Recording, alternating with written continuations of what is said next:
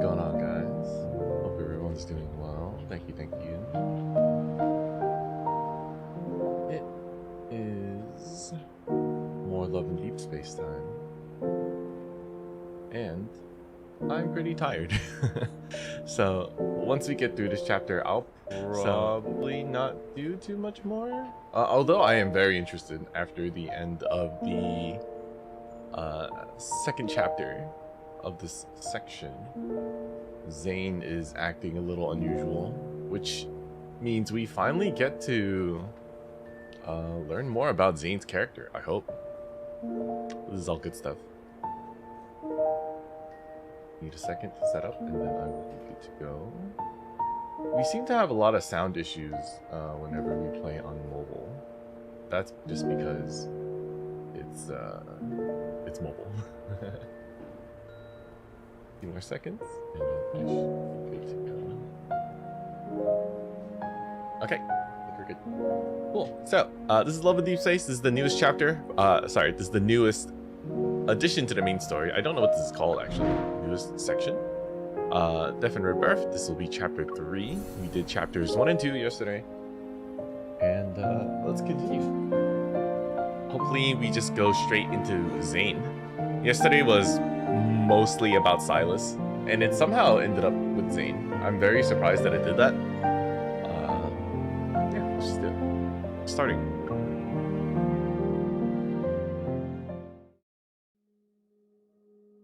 In the early morning, street lamps cast a bright, lonely glow across the snow-covered streets. It makes the city appear deserted. Oh my god. Barely able to keep his eyes open, the boy dozed off in the priority seat. He swayed back and forth during the trip until he finally bumped his head. It was before the bus stop, too. That's right, we did start the story with a white-haired boy that was traveling from the Arctic. So, ow! There we go. I thought he was supposed to be Silas in the past, but apparently, I guess he's from the present right now. Now arriving at Azure Square Station. Please remember to take all personal belongings with you. As soon as he gets off the bus, cold wind mixed with snow hits his face. It washes away his drowsiness.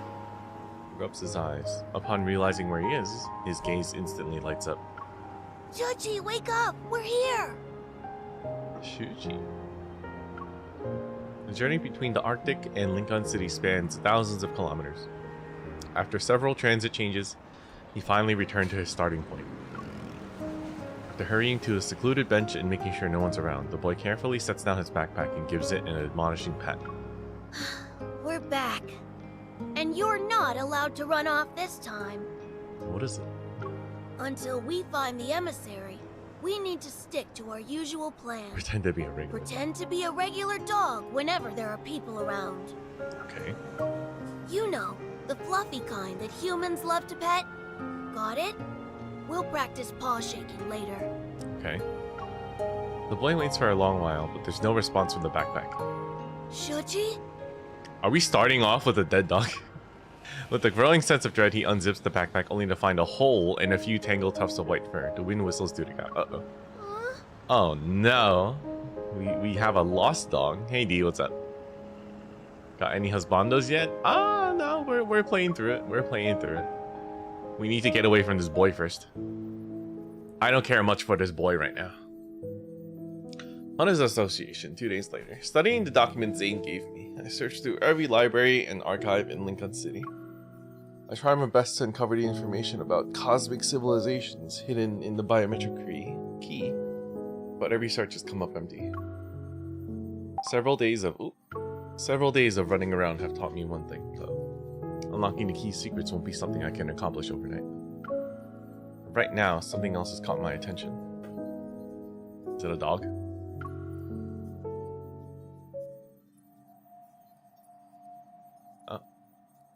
These are special pathological cases where the subjects retain a human's physical features, but their consciousness has been eroded. Only primitive aggression and instincts remain. For now, we're designating them as Alterum. Alterum? These Alterum share one common characteristic too. They were diagnosed with protocore syndrome. I see. So, protocore syndrome is turning people into Alterum? Protocore syndrome.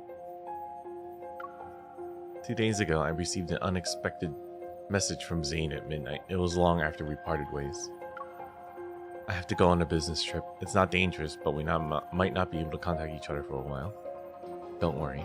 Yes, I'm not going to Mount Eternal. These sudden announcements had become the norm.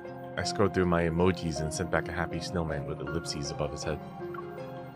The word protocore syndrome act like a signal. They connect my earlier suspicions to create a clear pattern. This is under Zayne's field of expertise. Could a sudden departure be connected to these Alterum? The description of the Alterum reminds me of those so-called specimens I encountered in Skyhaven. With the Alterum appearing in Lincoln City, does this mean the Fountain of Atay has entered another phase? Okay. So Ever is just being But bad. according to these forum posts, a mysterious figure has appeared these past few days. They strike before the police do, and their codename is apparently Dawnbreaker. Is this supposed to be, Zayne? They always manage to deal with the Alterum before the police can arrive. Wait, what? Another urban legend? All our boys are gonna be urban legends. Focus. Jenna interrupts the off-topic discussion. The virtual display switches to show photos of the crime scene. As for these recent Alterum attacks, the police need a hunter to investigate and detect metaflux readings. Does anyone want to volunteer? Ah, me. I'm cool. Thinking these clues might help Zayne, I raise my hand without hesitation. I'll go, Captain. Yay. More adventures. No office work for us.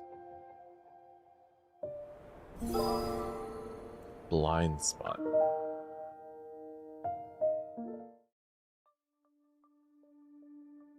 Northern Ring Road, the crime scene. After receiving assistance credentials for my investigation, I head to Northern Ring Road, that's located in the downtown area. A detective lifts the barricade tape and approaches me. After we shake hands, he leads me to the crime scene. Thanks for coming out when there's all this snow. I'd like to say the same thing to everyone else who's here. I set up the precision scanner I brought on the ground and turn it on. Once the scan is complete, the data will be uploaded to the cloud that the association can access. Then a detailed report will be generated for police use. Perfect. We've received some of the restored surveillance footage, so we can take a look at it. The surveillance equipment was damaged by the cold, though. I'm afraid the video quality won't be great. I thought Lincoln City's outdoor surveillance systems were designed to withstand low temperatures. The temperature dropped far below the equipment's tolerance threshold. It's safe to say the damage wasn't caused by natural means. In the low-quality footage the detective hands me, I managed to spot an unsettling figure lurking in the darkness. The creature's form is distorted. Weapons that look like hollow, hooked tendrils grow from its body. Compared to the ones I've encountered before, they seem to have grown significantly stronger. What about Dawnbreaker? Did you catch them on camera? The detective shakes his head. They managed to avoid being captured by the surveillance system. Meticulous and efficient, I'd say. As I approach the damaged guardrail by the road, my hunter's watch immediately starts blaring an alarm. The initial metaflux readings are extremely high. The Alterum is already similar to a Wanderer. So that's it then. We should deal with these Alterum before they completely degenerate into Wanderers. Perhaps this so-called serial killer is actually a hero. Huh. The detective gives me a contemplative look. However, from a hunter's perspective, do you see the Alterum as humans? Or are they monsters that need to be destroyed like Wanderers? I mean, if there's not a cure. It depends. The line between humans and monsters depends on whether they've lost control. Once someone loses control, they become a monster capable of hurting others. It doesn't matter how prestigious their status might be. What a thought-provoking answer. Is it? The sharp wail of an ambulance cuts through the wind and snow. It grows louder as it approaches. We both look up, our gazes following. Wanderers, Alterum, Deep Space too. Sometimes I think about the kind of fantastical world I'm living in. I mean, you know, weird stuff happens now. I mean, yeah. If a disaster even worse than the Chrono Rift catastrophe arrives, how much could humanity really do? Oh, we just prayed at that point. So the authorities are covering this up and classifying it as an accident. They must be trying to prevent the public from becoming even more panicked. He nods his head before shaking. The Alterum will cause panic, not the murderer. Seeing my confusion, he smiles. A blood-stained murderer is more relatable than these abominations. Yay or nay? True.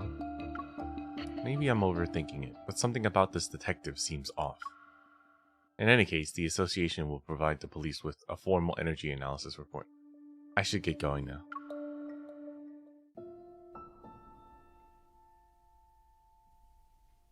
On my way home, I opened the forum post that Tara sent me a few minutes ago. It's about Dawnbreaker. Let's expose the truth about the mysterious killer, who only appears in snowy dawns. Dawnbreaker. Did anyone else notice that the Alterum in Lincoln City has been slowly disappearing the past few days? That's because a mysterious killer has appeared in Lincoln City, the Dawnbreaker. They appear between dawn and sunrise, vanishing without a trace at daybreak, hunting Alterum ahead of the police. Inside scoop, 100% legit information. Don't ask me which insider, I can't say more. Oh. No way, this is real. My uncle works as a dispatcher. Last 10 people who claim to have insider uncles already got cease and desist letters. Alterum are just way too terrifying. LOL fake. Dawnbreaker.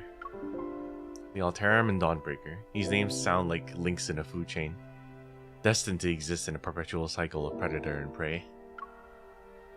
Those monsters. Come to think of it, I'm not so different from them. Will there come a day when others will try to erase my existence? As this crosses my mind again, I find myself strangely at peace. What was that?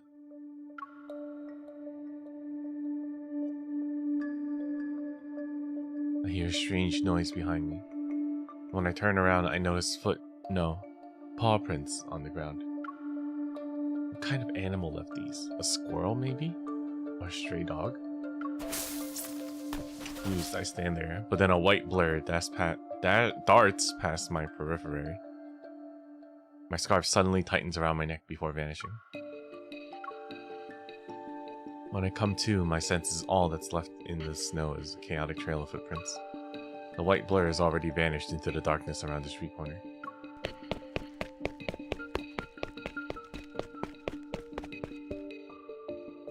My scarf!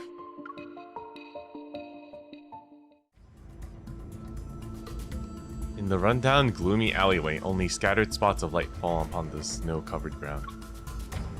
A dead end. It took my scarf too. Where did it go? Snow falls silently. My surroundings are so quiet that even the sound of breathing seems jarring. Are you going to drag me back to the cocoon? I won't return! Wait.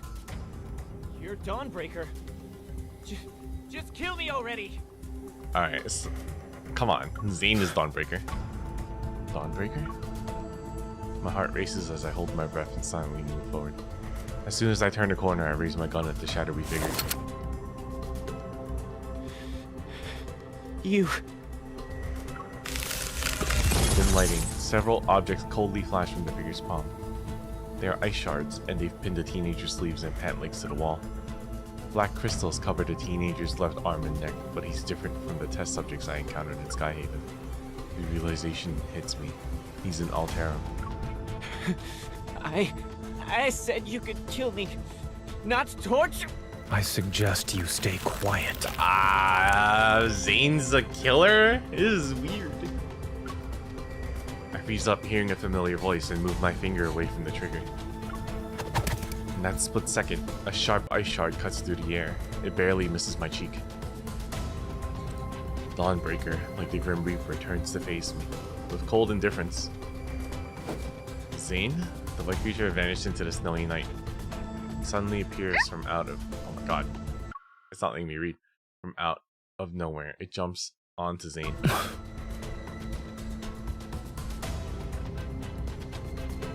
Uh-oh. Alright. Zayne's running around killing people. That doesn't seem like him at all, but okay. Taking advantage of Zayne being momentarily distracted, the teenager breaks free from his restraints and pulls out a knife from his waist. With desperate, wild eyes, he lunges at him. But his wrist is caught and twisted again. The cracking of dislocated bone echoes through the alley. What exactly is this cocoon you speak of? Why do you need to know so much? As if the word cocoon was burnt into his nerves, the teenager suddenly jerks away. He clutches his crystallized left arm as he frantically runs to hide behind me. Spotting my gun, he forcefully grabs my hand and turns it. The barrel is pointing at Zayne. If Zayne. you're not going to kill me, then let me go. Stay back.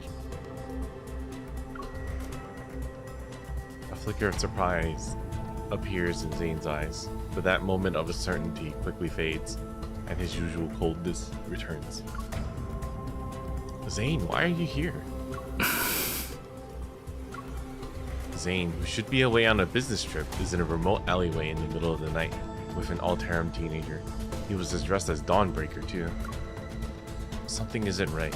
Questions pile up one after another in my mind as I assess the situation. I slowly try to free my hand from the teenager's grip. You? You haven't gotten to the point where death is necessary. Zayne and I speak almost at the same time. I'm once again taken aback by the coldness in his voice. But after tonight, that might change. The crystals will erode your body. Your skin will be split open, and your bones will be ground to dust. When it reaches your neck, you'll lose your voice. No one will hear you scream. So weird. The person I've met before is the same one standing before me. Yet this version of Zayne, it feels like a stranger. His voice is cold, his gaze is cold. Even his breath is the epitome of coldness. Something seems to trigger a memory in the teenager. His voice trembles as his body curls like a bow being drawn back. He buries his face into his knees. You're right. They all died like that after emerging from their cocoons. Cocoons? I want to live. But if I'm going to turn into a monster, what's the point? Rather than let the cocoon turn me into a mindless monster, I'd rather die. Zayne remains silent, and he lowers his gaze as ice crystals silently form in his palm. Is he really going to do this? A dignified death doesn't exist. Thinking you're in control of the situation by choosing to die, you're only comforting yourself with a lie. Did you escape just so you could die like a dog? Don't lecture me with that nonsense! Yeah, I don't. This is weird. The teenager straightens up and lunges at me again, his hands trembling uncontrollably. He grips my gun with all his strength, refusing to let go. You're a hunter! A hunter's gun can kill a monster like me, right? Pull the trigger already! I'm not gonna shoot. You can't be serious. With a flick of my wrist, I toss the hunter firearm away and kick it out of reach. The teenager desperately lunges for the firearm, but Zayne catches him by the waist and pins him against the wall. Stay calm. Focus on my breathing. Exhale, inhale. You're trembling.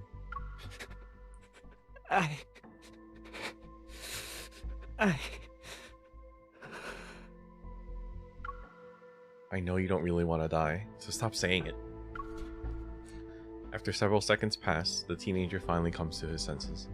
He nods as if emerging from a trance. I steal a glance at Zayne. His expression is completely serene and unmoved.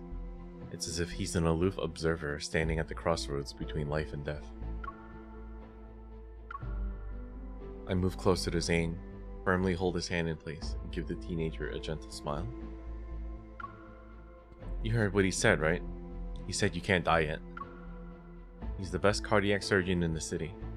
If he says there's hope for you, then you can be optimistic about the future. He's a doctor? Blowing. I don't know why like our MC said that. He's like blowing up his identity.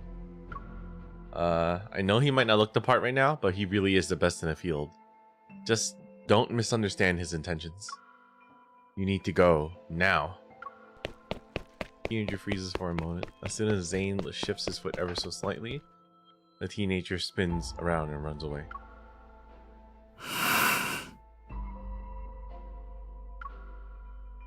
Very weird.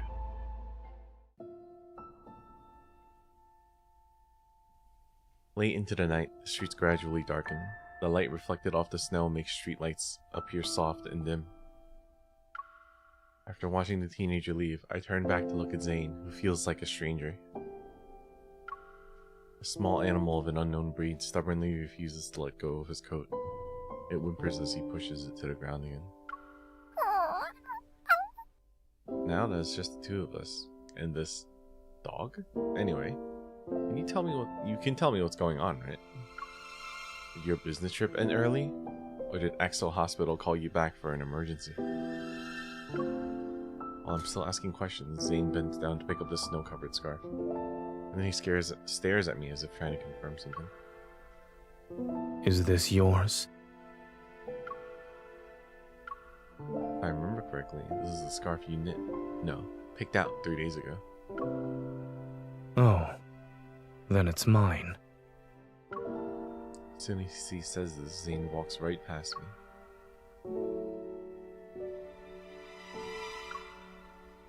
Why are you suddenly acting like you don't know me? Should I know you? What? If there's nothing else, I'll get going now. Oh? Is he under the same mind control as like Caleb or something? But your home isn't there. I know. He stops in the snow and gives me a cold glance over his shoulder. His voice is devoid of any emotion. The subway station is this way.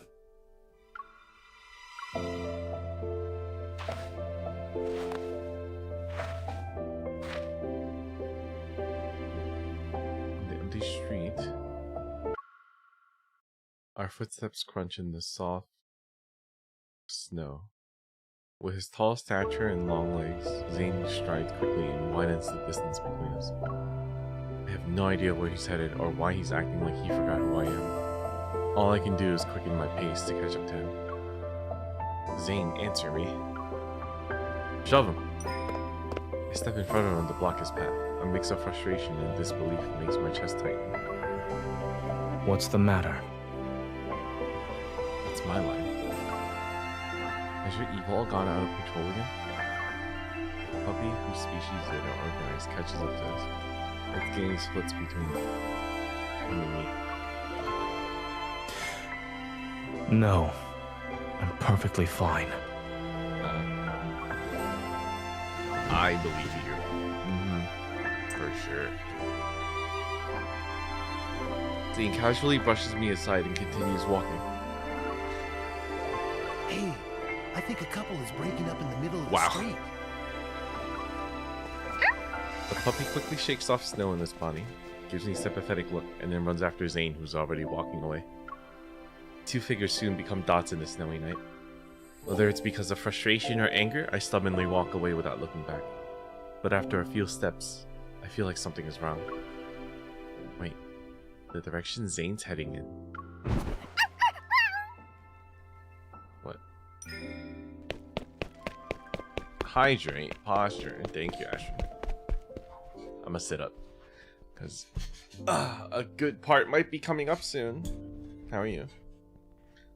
My heart races as I quickly follow the footprints in the snow. Oh.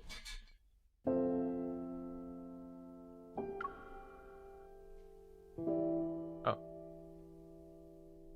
Zayne lies unconscious on the ground, his brows tightly knitted as if darkness is dragging him into its depths.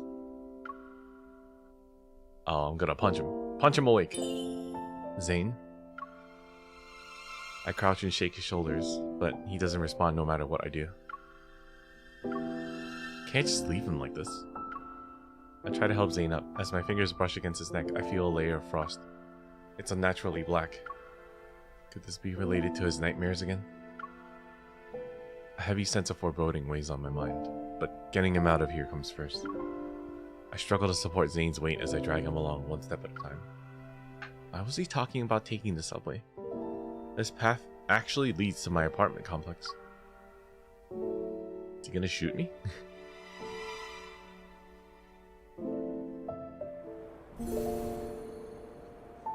In the dream.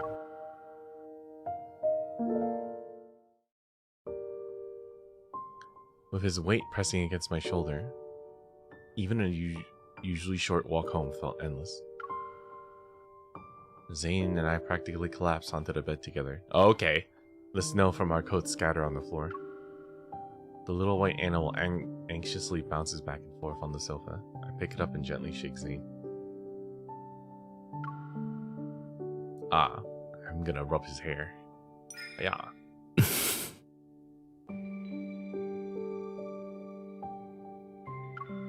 His eyes remain closed. Okay, space. I don't know. He might blow up soon. A streak of black silently emerges from his sleeve and creeps along his veins until it reaches the back of his hand. He's gonna like have like a ninja curse or something on him. The black ice that appeared on his neck has already spread to this area. I need to wake him up from this dream. I reach out toward the side of Zayne's neck and gather my power. I'm gonna Kamehameha his neck. Aja! Hiya! Well, he explode in ice because he's like an ice guy. Almost instantly, I sense the chaotic, surging power raging through Zayne's body. Like a force that's been suppressed for eons and is now finally breaking free. A bone-chilling cold surges forth. It makes my entire body shudder. The power within his body is unstable. That's why he lost consciousness. At that moment, oh no, Zayne's eyes snap open and he grabs my wrist. Oh, damn. What are you trying to do? Ah, I'm gonna die. He grabs my hand and pins it. Encased in ice, my wrist is already stuck to the wall once I realize what's happening. Uh-oh. I take several deep breaths to compose myself. I'm trying to help you treat the black ice. When did it start appearing? While I was dreaming. He lets go of my wrist and the ice crystals dissolve with it. I guess there's no point in asking. To my surprise, the black frost didn't disappear after our residence. It stubbornly remains on his body. Nevertheless, Zayne appears much better than before. Remembering how cold he felt, I took a thermometer to check Zayne's temperature. Extremely low temperature detected. To protect the device and extend its service life, the system will be automatically turned off in 1 minute. This is the cookie music. The reason for the extremely low temperature isn't concerned and tries to prop himself up. Seeing this, I pull out an old-fashioned infrared thermometer and aim it at him. Freeze. Hiya. Press the sensor against his forehead and playfully pull the trigger. You're being childish. As expected, he doesn't move. Beep. Lost in thought, I stare at the screen showing his abnormally low temperature. No wonder all the surveillance cameras at the crime scene were damaged by extreme cold. Even though I'm not sure if it'll help, I take out 2 fever pills and hand them to Zayne with a glass of warm water. That's medicine. Yes? It's bitter. I'm not consuming it. You're crazy. You're a doctor. You of all people can't complain about bitter medicine.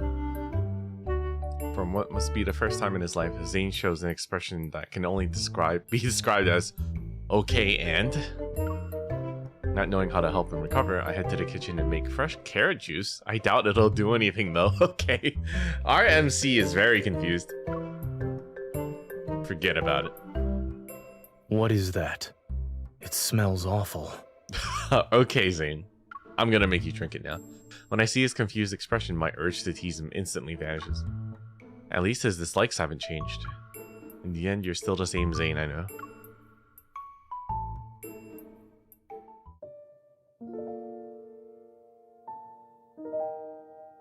As the night deepens, the hustle and bustle outside my window gradually fades into silence. I gather every blanket and quilt in the house to stack on top of Zayne. Then I crank my heater up. I'm not cold. I've already told you this. Take these blankets away. No, you're gonna get wrapped up like a burrito. I don't have the strength. Oh, good. Definitely getting wrapped up like a burrito. Then don't move. He purses his lips only to furrow his brow a moment later. God, what a diva. You've been fussing over me for a while now. Who told you to be cold? Is it for a particular reason? Yeah, stop being cold. And drink water. I can choose the ooey gooey option.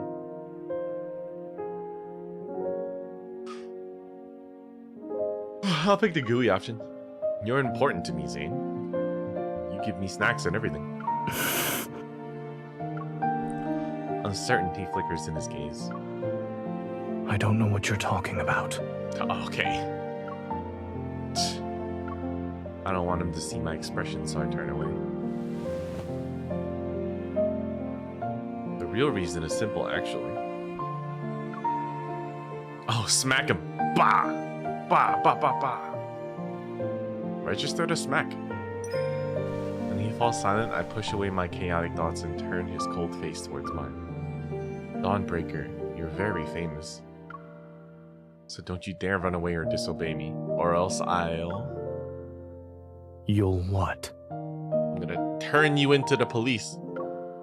He asks softly. His chin is still tilted up by my hand as his gaze falls to meet mine. I'll make sure you won't live to see tomorrow's dawn. Okay. I yank the blanket up to block his voice and gaze into darkness. I'm gonna suffocate this man in blankets. What you described is not the first time this happened to Zayne. Oh, I called his doctor? Okay. I witnessed it once when he was doing research with me at Mount Eternal. He became a complete stranger overnight, and no one knew what happened to him. I figured this wasn't the first time Zayne had been in this state.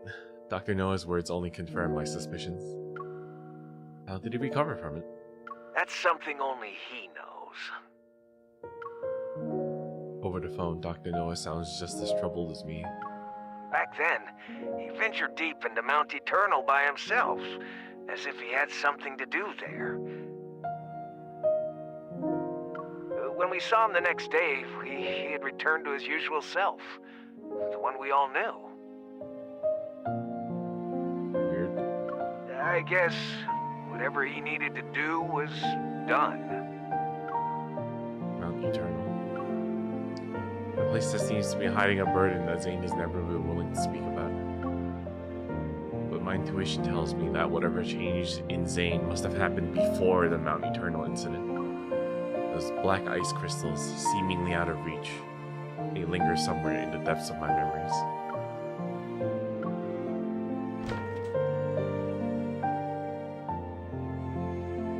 When I open the door again, I find a ball of white fur sitting by my bed. It's wagging its tail at me.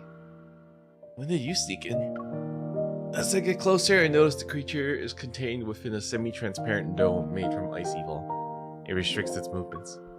I don't even need to ask who did this. Zayne really doesn't show mercy, huh? A puppy-like animal lets out what sounds like a bark of agreement. I reach out to dispel the evil ice barrier, then I sit down with the creature in my arms. Now closer to Zayne, I can see his eyelashes trembling in his deep sleep. They're like the wings of a weird bird that's finally resting at home.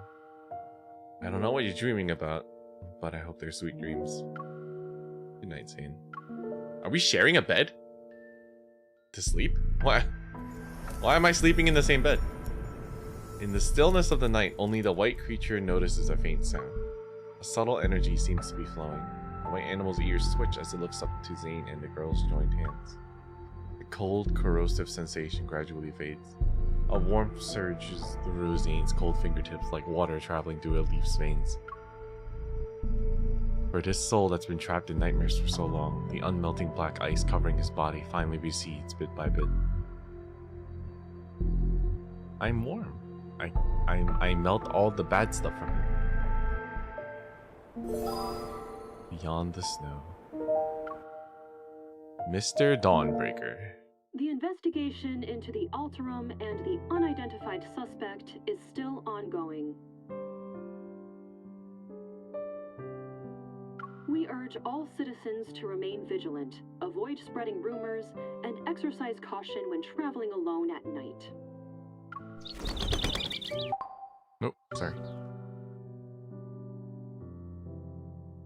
It's already the next morning when I wake up. Groggy, I pop myself up and press my temples to clear my mind. Beside me, Zayne is still asleep. It's a rare sight at this hour. Oh boy. I lean closer and slowly become aware of his steady breathing. I watch as it slightly stirs the fabric across his chest. I didn't undress this man? Why am I poking him? It's so rude.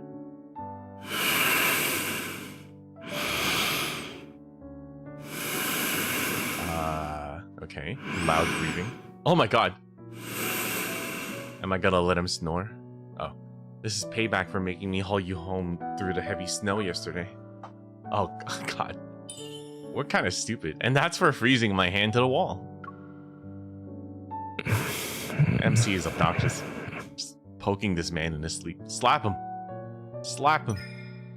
Holding back my laughter, I give Zayne's nose a gentle pinch. It really hurt when you froze my wrist, so I'll pinch your nose for that. Oh my god. I hate this. Is messing around with people while they sleep a habit of yours? Why I gotta be a goblin? I feel his warm breath on the top of my head. My breath hitches as I meet his slightly weary gaze. Zayne?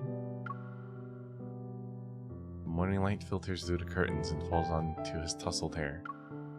Looking into those eyes, I can tell that familiar Zayne has returned. Yes. Joy wells up inside me as I wave my hand in front of his face. Are you finally awake from your nightmare? He nods and he stretches his neck. I see the black ice in his body has completely disappeared. You're actually back to normal. You could phrase that differently.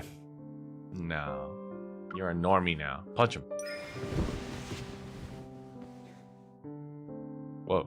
Before he can say more, I embrace him. He doesn't pull away, and he gently wraps his arm around my waist. Congratulations. I'm the first person you saw when you woke up. Yesterday, when I was in that nightmarish state, did I trouble you?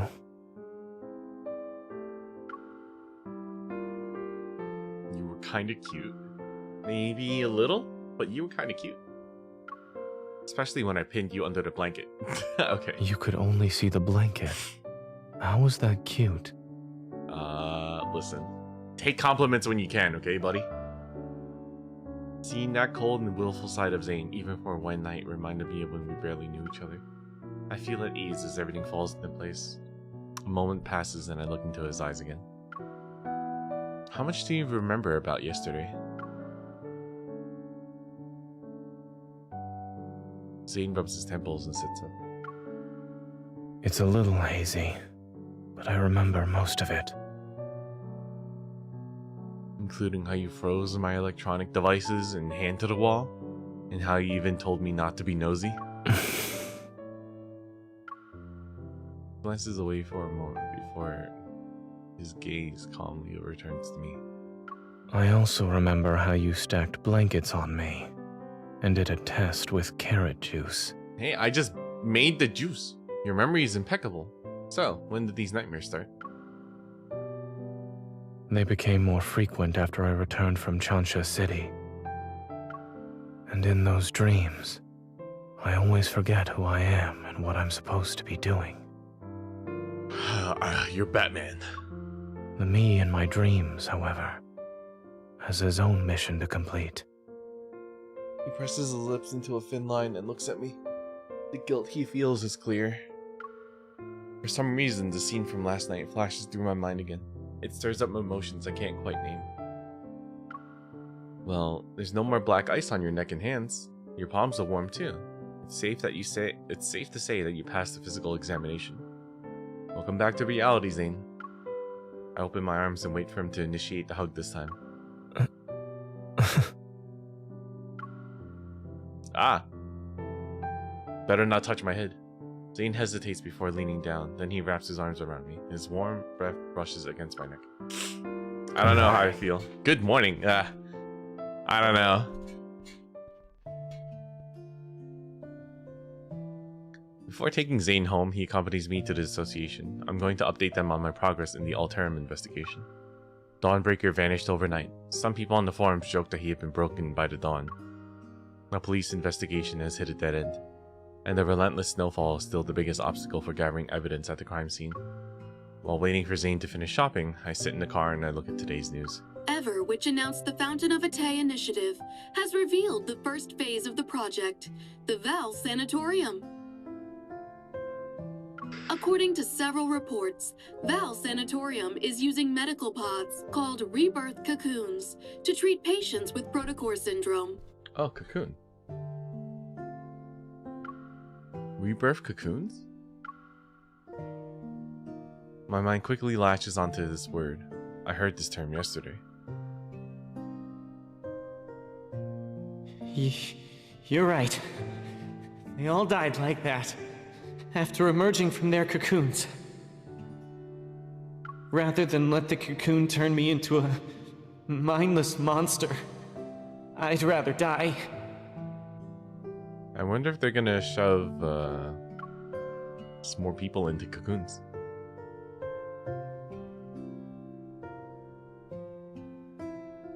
The cocoons that Altera mentioned must be these rebirth cocoons. Sensing my troubled thoughts, the white creature pushes his fluffy self from the backseat onto my lap. Are you trying to comfort me? Thank you. When Zayne woke up, I asked about the animal. He said it belonged to some distant relatives. What?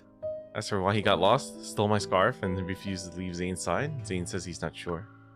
So, what kind of creature are you? I decided to take out my phone and use its image recognition feature.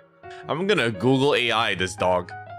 As the screen refreshes, it shows a majestic Baizi, the divine beast of antiquity. Knows all beneath heaven and earth. With trembling hands, I cup his face. My gaze travels from his clear eyes to the tiny horns protruding like fresh sprouts near his ears. We have a god in our car? Or a deity? As I struggle to find the right words, Zayne returns to the car. He has a big bag. He has a bag of chocolate and dog food. Since you bought the dog food, why don't you keep him? After all, your robot vacuum is the only other living thing in your house, right? Shouldn't it have a friend? That won't be necessary. My robot vacuum has its own social life. I hope it's like a cleaning robot and not like an actual vacuum.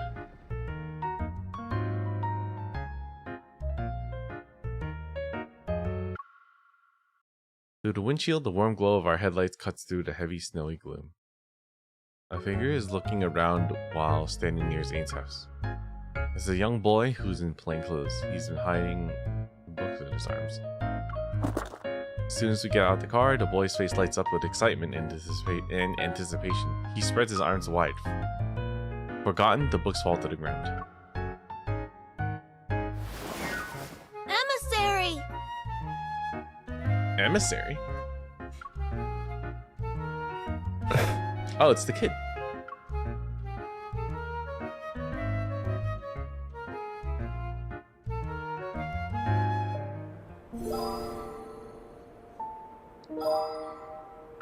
Interesting.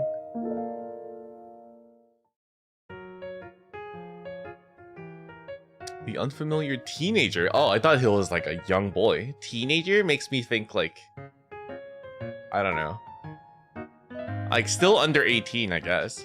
Cause like they gave him like a really young boy voice. The mysterious little creature wagging his tail runs over as well. Soon enough, all three of them are tangled in a group hug. Oh boy. I don't expect them. Zayne's probably like, what the hell? Let go of me. Exactly. The teenager steps back, then he excitedly scoops up the small animal. So that's where you went, Shuchi. Why didn't you tell me? Watching this harmonious scene between human and animal, I'm touched. but then I quickly become confused.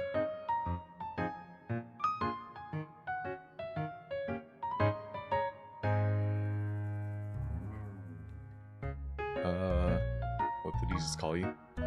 Hold on, what did he just call you? Is he role-playing as your servant? Or your son in a fantasy setting? Don't jump to conclusions. He's the son of a distant relative, and he loves sci-fi movies and cartoons. I suppose his latest hobby is running away from home. But now that I'm looking at him, this kid reminds me of... I studied a boy's round face, his strict posture, and those mature eyes sparkling in the sunlight, sparkling with excitement. And to think of it, there really is a teeny tiny present. Hey! Finish my sentence. Zayne swiftly taps his knuckle against the top of my head. You should channel your brain power into writing a research paper instead. Let's see. I know you didn't look like this when you were young. Lean toward the boulder. I lean down to get a better look at the boy. He has delicate features and appears to be around 11 or 12. Okay. 11 or 12 is literally not teens. It doesn't have the word teen in it. Do you live in Lincoln too? Well, you could say that. I live in the Fractal Library. Excuse me? In a nearby residential area. The Fractal Library? I've never heard of it before. Is it a new building? Knowing he's related to Zayne, I find myself adopting a gentler, friendlier tone. Is this little guy your pet? What breed? Actually, what kind of animal is it? He's just a regular pet dog. He's not special. Go on, Shuji. So, I don't know why I thought I was talking to Zayne and asking if the boy is his pet. I'm a little delulu right now, sorry. I'm just very kind of like, huh? That's not the correct sound. That's close enough. That's the same. Okay, now shake. Oh, they don't know how to shake. Small creature glances at me and then at Zayne. He swallows his pride and places his paw in the boy's palm. I thought he didn't teach him.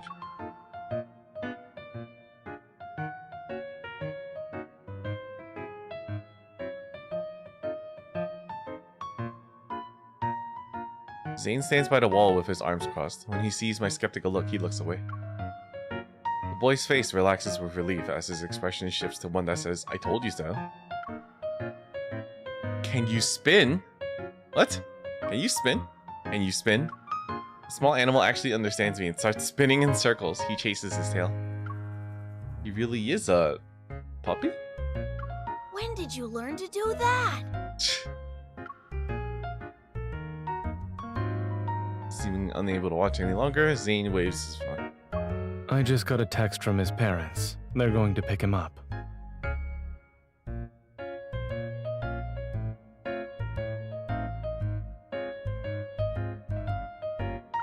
I was actually planning to stay for a while. Zayne's sharp gaze sweeps over the boy. I might be imagining things, but the child and the dog freeze. Right. I wanted to say hello. Uncle Zayne will send me home. Uncle Zayne? It's cold, so you should head inside. I'll see him off. I don't know. After yesterday, I think you're secretly gonna kill him. Oh shit, maybe? In the dim daylight, Zayne watches the girl wave goodbye. She's out of sight once she closes the door behind her. The boy catches a snowflake in his palm and silently watches it melt. Why did you come here?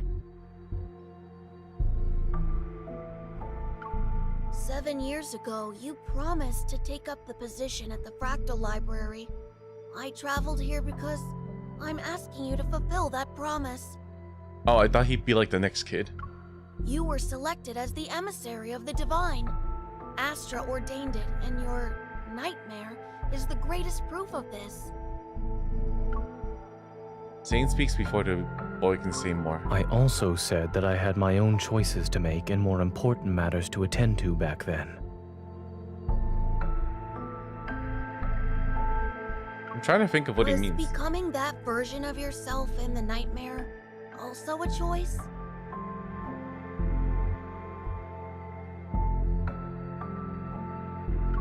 People think they're making choices most of the time, yet they're unaware that all these options lead to one inevitable outcome. Fate falls upon us like this snow. It is silent and inevitable. And you too are destined to become...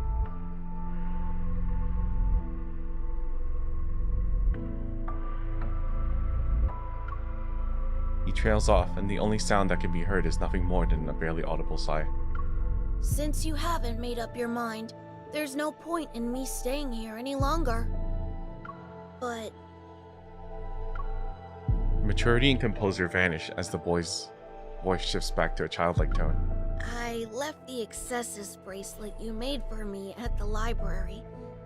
Can you make me another one, please? After a resigned sigh, an ice bracelet materializes around the boy's wrist. Thank you, emissary. I'll take my leave now. In any case, you're welcome to find me at the Fractal Library in Lincoln City. I'll be sure to visit you again as well. The boy slightly raises his hand and his fingertip touch the air as a geometric shape gradually unfolds. Is he gonna teleport? He bows before stepping into the door, woven from countless folded dimensions. Okay, he just walked into a portal. The emissary is a liar. I counted every single day for 7 years. Huh? As if drawn to his accusation, the wind and snow seem to follow through the vanishing door, and they're silent. The snow ceases, and Zayne remembers the first time he entered the Fractal Library. Even though it's called a library, its exterior was remarkably ordinary. It was a building nestled in a quiet corner of Lincoln City's silent streets. The young boy begged him again and again, so he pushed open the slightly weathered wooden door. Hey Sung, how are you? Whoa, there were neither bookshelves nor defined boundaries. Instead, an endless garden with intertwining paths appeared before him. And a library that seemed to belong to another world stood at the point where those paths converged. As soon as Zayne stepped into the backlight, he raised his head and saw countless bookshelves. They reached towards the tower's summit where sunlight poured in. The library's shelves were endless. They were like stairs that led to another dimension. Then, a young person approached them and claimed that Zayne and the young boy were the administrators of this place. In addition, Zayne was destined to become the Fractal Library's owner. The young person told him that the Fractal Library, which stood at the intersection of dimensions, didn't really exist in any galaxy. It didn't belong to any civilization either. And each book in the library contained the fate of a world. Zayne wondered if his own fate was among them. Perhaps his nightmares were written within a page of these large volumes from the moment he pushed open the door. On the night he returned from the library, Zayne had a different dream. In that unfamiliar world, he wore robes as he walked in a very tall tower. He was leafing through an ancient tome. Between its pages lay a jasmine petal from a spring day, and that spring day belonged to a timeline he had erased with his own hands. It would forever remain unknown to anyone. So that's the new 5-star we got, I guess. Him in like robes as the emissary. Shoulder to shoulder.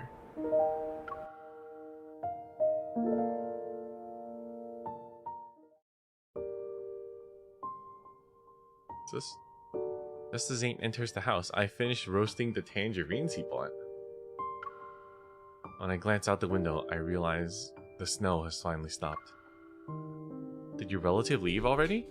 He must have a strict family. Yes. He needs to go home and write his reflection paper. Huh. There's a distant quality to Zayne's voice. I sit down beside him and hold out one of the roasted tangerines. Yeah. The weather is perfect for roasted tangerines. Right.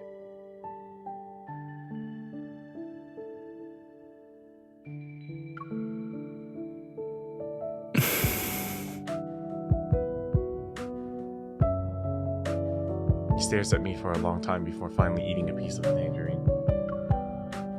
You don't want to know what happened during the past few days when I disappeared? If the explanation is going to be filled with medical jargon, then no. As for the rest, Zayne will tell me when he wants to. And if he doesn't want to, that's his choice.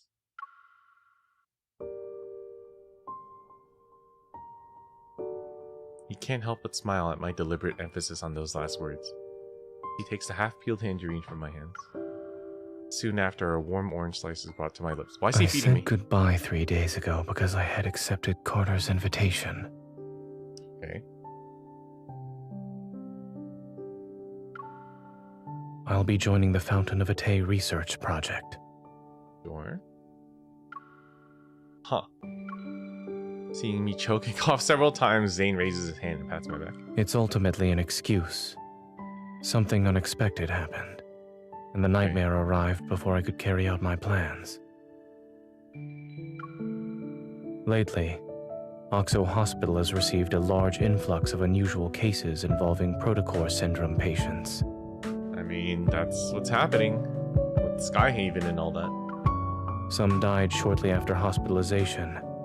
Others transformed within a month and became... in Alterum. All these patients had recovered at Val Sanatorium after entering a medical pod called the Rebirth Cocoon. Val Sanatorium, according to the news report this morning, is the first phase of the Fountain of Vitae. Carter told me that Ever will soon hold a press conference to demonstrate the Rebirth Cocoon's effectiveness to the public. Wouldn't that mean more unsuspecting Protocore syndrome patients will go to Val Sanatorium? We can't let them do as they please. So he's I joining want to Ever stop Ever's it? plans, not just for the Protocore syndrome patients. There's... Zayne trails off as he lowers his gaze. I want to make amends for a mistake. One that should have been corrected years ago. Yet it still haunts me to this day. Care to elaborate? I realize that for Zayne, this carries a greater, more painful significance. Oh no. I know I disappeared without a word before, but... will you come with me this time? Oh, escort him, let's go. Asking me like that isn't fair. I know he helped me so many times before, and I'd agree to any request he makes. It's just... I still need a reason. Now that he's finally revealed everything to me, I won't let him have his way so easily. What's in it for me? The whereabouts of the ether core? Dirt on Ever? Or more leads about that biometric key? A few sweet words aren't enough to make me risk my life with you. I need a more convincing reason. Do you remember what you told me about the deep space collision chamber at the Gaia Research Center? Okay. Yes, they conducted experiments to create me, their precious energy resource. Ever plans to restart that project. Oh no. The new program they're showcasing at the sanatorium might be related to it. Isn't that a very convincing invitation? Dazed, I see something flicker around the corner of my eye, a fluffy white tail. Zayne and I turn around at the same time. Chi-Chi, aren't you supposed to be with your owner? Crouched near the robot vacuum, Chi-Chi whimpers. Those clear, innocent round eyes look at me first and then at Zayne. You're staying here to watch the house. Okay. Guard dog. Oh, hospital? In the white testing facility, a row of circular medical pods lines the room. Surrounded by soft silvery light, they float in the air. Their translucent walls gleam with tranquility. Exquisite and graceful, like meticulously crafted chrysalises. They pulse and contract with the rhythm of beating hearts. At any moment, it seems their contents might break free and soar towards the sky.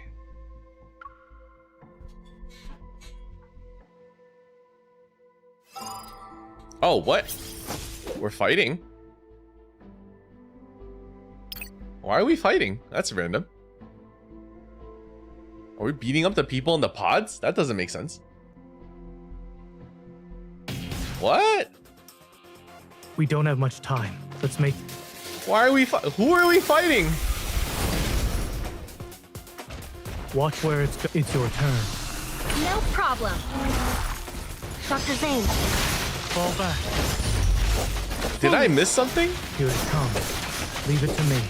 Is this what you wanted? Perfect. Offense. That's weird. I was just careless. Let's go. Okay. They should let us use the new Zayne in the story too. New Zayne is pretty cool. Fall back. Changes how like our MC plays and everything. Victory is within reach. It recovered. Be careful. Zayne. Stay safe. Don't get just... It's your turn. No problem. My turn. Keep your distance. This is a tougher enemy than normal. The other ones for Silas was like level I'll 15. show you. This one's 35. Zayne. Here it comes. Leave it to me. Watch out. I'm okay. Let's take it down first. Seize this chance. Let's call it a day. I'll give it a taste of our strength.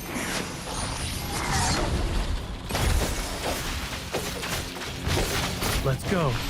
Okay. It is falling apart. Watch where it's going. It shouldn't be too bad. Dr. Zayne. Fall back. Keep your distance. We crushed them.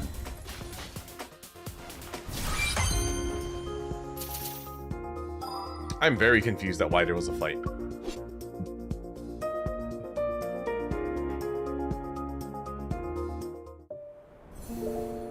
White Sepulchre. Yeah, I don't know why there was a fight. That didn't make sense. The next day, after driving west on the highway for 2 hours, patches of green vegetation finally appear amidst the desolate landscape. Looking through the window, I can see the distant dome of Val Sanatorium loom in the morning mist. After yesterday's events, we decided to tour the sanatorium as visitors to investigate. Fountain of Atay, the Rebirth Cocoon, the press conference, none of these can be tackled in a single move. However, we can assess the situation first before planning our next move. Are we almost there? I feed the last cookie to Zayne as he drives. He nods and takes a moment to gather his thoughts before speaking. There are things I need to tell you. Okay. The technology used in the Rebirth Cocoon is from a research project Carter and I worked on when we were in medical school. Sure. Back then, I began researching the application of protocores in implantable devices under Dr. Noah's guidance. It was also something I was interested in personally. At first, the research progressed smoothly. Yet when we started doing experiments... We need to stop researching this. Oh, young Zayne? The protocore energy has completely corroded the heart. Our experiment failed. But the heart started beating again. It just grew some black crystals, that's all. Oh no. Did you know? The lab mouse we performed a protocore implant surgery on transformed into a wanderer and devoured it. Zayne, our experiment wasn't a failure. We succeeded! I don't know, Mr. Carter, man. We've discovered humanity's next evolutionary form! We definitely need to visit that barbecue place near the campus tonight to celebrate. Random. The experiment didn't lead to new life. It turned people into wanderers, minions of a protocore. Okay. It was a Pandora's box that should have remained sealed. I destroyed all the related research data that day. I hope to keep this truth buried forever. Carter didn't see it that way, huh? No. He named it X-Heart and took it to Xander Sciences. Oh no. It was later implemented in the Rebirth Cocoon, which is the first step in the Fountain of Atay. After finishing his story, Zayne falls silent. However, his grip on the steering wheel indicates he's still caught in his memories. This is the mistake he wanted to make amends for. Not wanting him to dwell on the past, I clear my throat and lighten the mood. I used to think about how if we had gone to the same university, I would have dragged you out to have fun every single day. Oh my god. We'd watch the flowers bloom in spring, enjoy the summer rain, collect autumn leaves, have snowball fights in winter. But based on what I heard, you must have been too busy to do any of that with me. Not at all. In our lab, we always said it's best to take a 4-hour break while data is being collected. Then we can see the results after. 4-hour break between data? Okay. So during those times, I would have been available at least. Uh-huh. Come on. I was joking. If you were there, I would have always made time for you. Ah, oh, okay. Car turns onto a newly paved road, passes a sign that reads Val Sanatorium, and comes to a stop in the parking lot. I'm not familiar with the sanatorium's interior layout. If you encounter any danger during this visit, remember not to go in alone. Don't worry, I'm a professional. While I speak, I catch a glimpse of White approaching us. Carter, who's here to receive us, wears a casual white business suit. Only a navy blue butterfly pin adorns his collar. Have you been waiting long, Zayne? No, we just got here. Carter leans down towards the car window. Upon seeing me, his eyes crinkle and his smile widens. When Zayne called about needing 2 visitor passes, I had a feeling you'd be accompanying him. Oh no, I'm expected. I compose myself, smiling politely. I step out the car, but just as I'm about to speak. Let's skip the pleasantries and head inside. Oh boy, straight to business.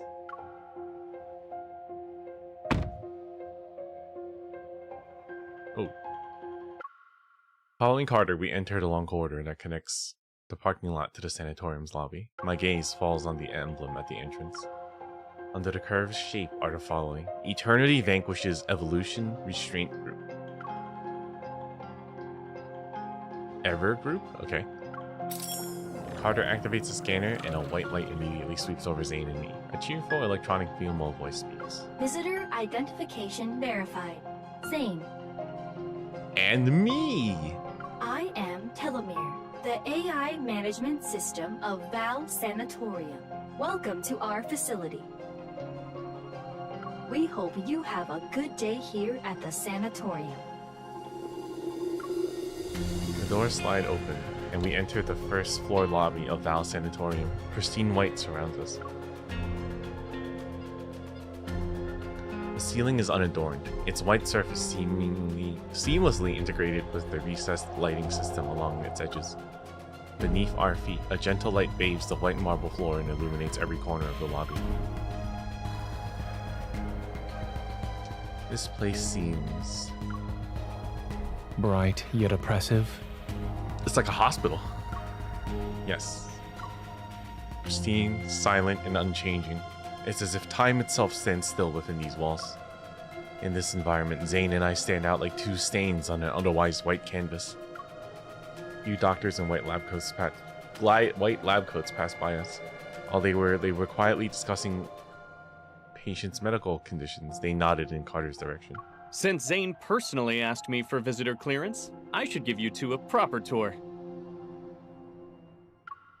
Side by side, we follow Carter as he leads us to the reception desk at the center of the lobby. I see the Fountain of Ate finally caught your interest. All those phone calls over the past month weren't in vain. I mean, shouldn't he find that suspicious that Zayne's finally here? But I'm curious. What made you change your mind? I'm here to stop you. Carter stops in his tracks by the reception desk. He turns around, his signature smile returning with narrowed eyes. You kept talking about humanity's future. I wanted to see if it would actually come to pass. Besides, nobody knows X-Heart better than me. Carter's eye twitches. After a long silence, he suddenly erupts into a fit of laughter and shatters the lobby's tranquility. Good, good. You've convinced me. Everyone deserves a second chance at redemption. Remember, Zayne, I gave you this chance. And what about you, Miss Hunter? When I receive this question, I deliver my carefully prepared response. Since Zayne is joining the research project, I wanted to see what it's all about. Carter tilts his head. His gaze splits between Zayne and me before sitting on Zayne. The amusement in his eyes is obvious. I see. Whoa. Even the strongest relationships need a solid foundation. I'll make sure you... He turns around and shakes the brochure stand next to him. The neatly arranged brochures scatter in disarray. And he pulls out 2 copies with a smile. He gives them to us. The only downside to this place is that it's too by the book. Okay. But I guess that doesn't really affect you, Zayne. What does that mean? It's about complicated medical cases. The thin booklet methodically categorizes various diseases that conventional medicine has yet to cure. It's like a university department, and the facility's patients are eager students with a thirst for knowledge. Commotion breaks out in the distance. I look up.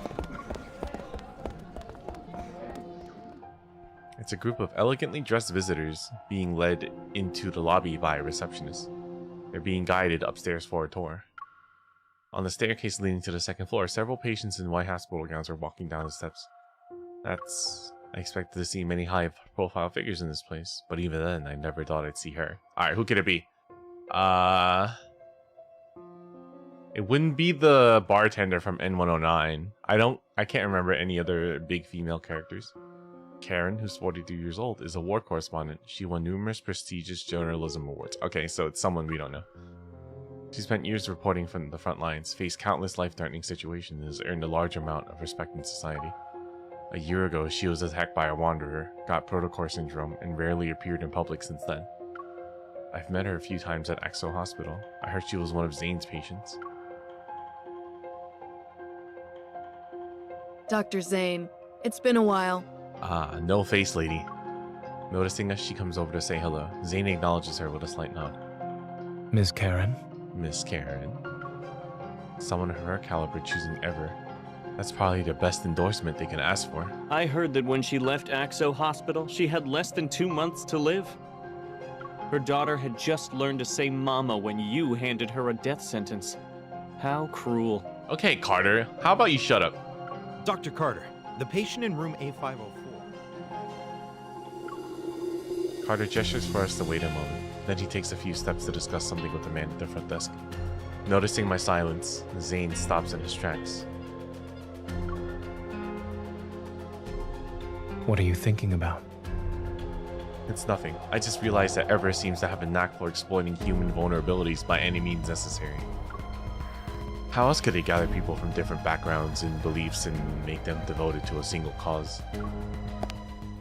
The key to obedience isn't promising heaven, it's using hell as a threat. Okay.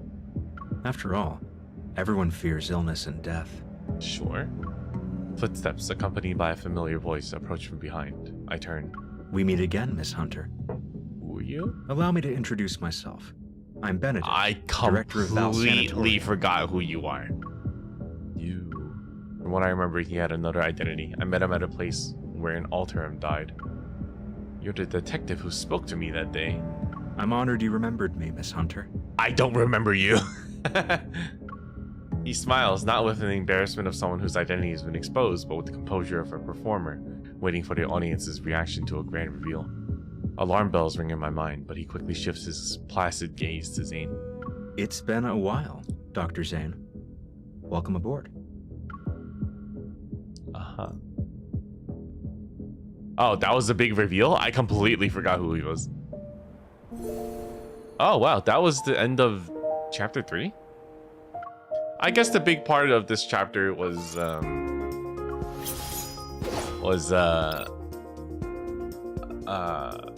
Zayne, like, freaking out, I guess. That was kind of tame overall. a lot of exposition to set up whatever happens next, I guess, because we're joining Ever to kill wanderers. now. Comet Trail. I'll use this. Yeah, that was a long setup. Xavier, I'm here. Hopefully the next part's a little more exciting. eat this. That fight really just came out of nowhere. Step back. I don't know why we fought a random little enemy before The enemies are weak. Now's our chance. before headed to the Ever lab. I guess they just had to fit a fight in there. Didn't make sense to me. It was just a scratch. Light, shine down upon me. Comet Trail. I'll use this move then. It's done. Everything went well. Cool.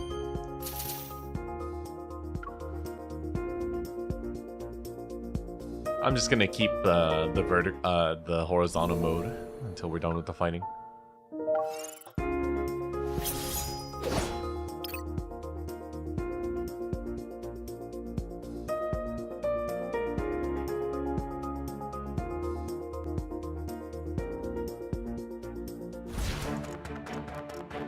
Let's bring it down together. Let's go. My turn.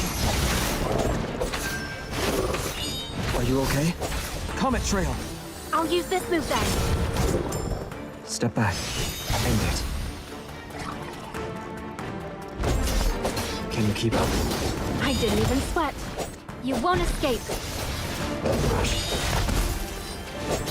Be careful not to get hit. Comet Trail. I'll use this move then. The enemies are weak. Now's our chance. Yeah, when the enemies are a little wimpy, this is Xavier. what happens. I'm It's here. clear. Xavier's so strong. Pay attention to its moves. My turn. Pay attention to its moves. I see its weakness. Light, shine down upon me. You want to celebrate? Nice. With a cup of honey milk tea. It just jumped into our MC and died. That's funny.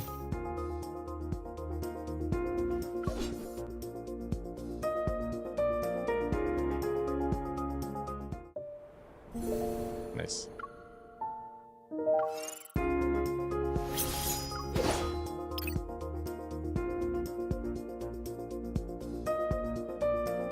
Yeah, I thought the section would just last a little longer. I was surprised at how short it was. It's a light seeker's duty to kill one. Oh no, it's the Xerneas again.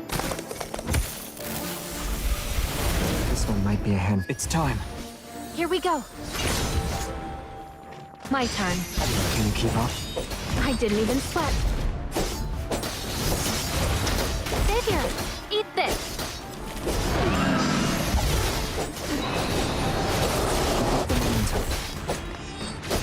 Be careful not to get hit. Are you okay? It's time. Here we go. The enemies are weak. Now's our chance. End it. Not even a challenge. Hey. All right.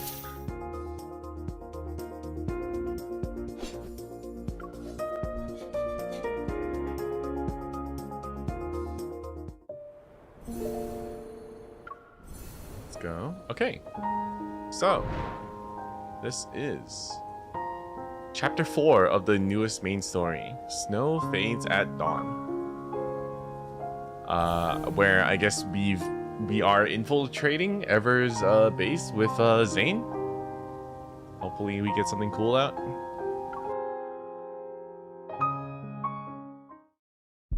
We're still at the lobby.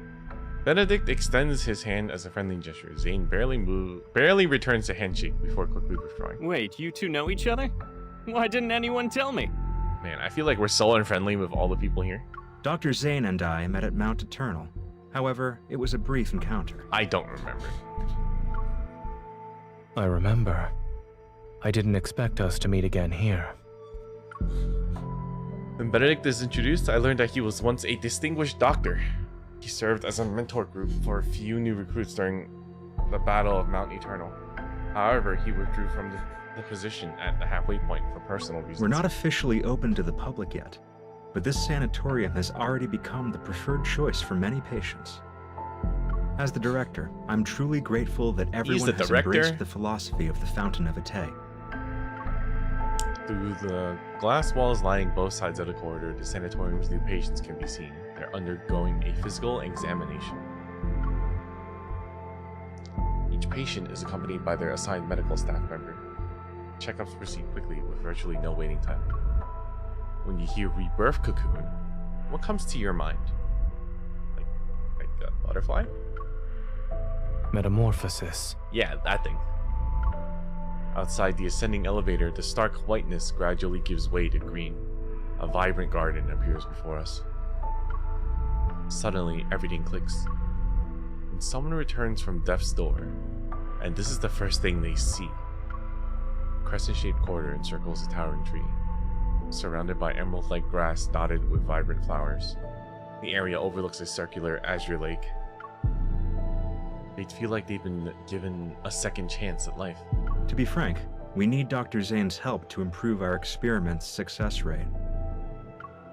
He speaks as if he's discussing statistics rather than the matters of life and death. If there's still room for improvement, shouldn't you inform your patients about the so-called success rate?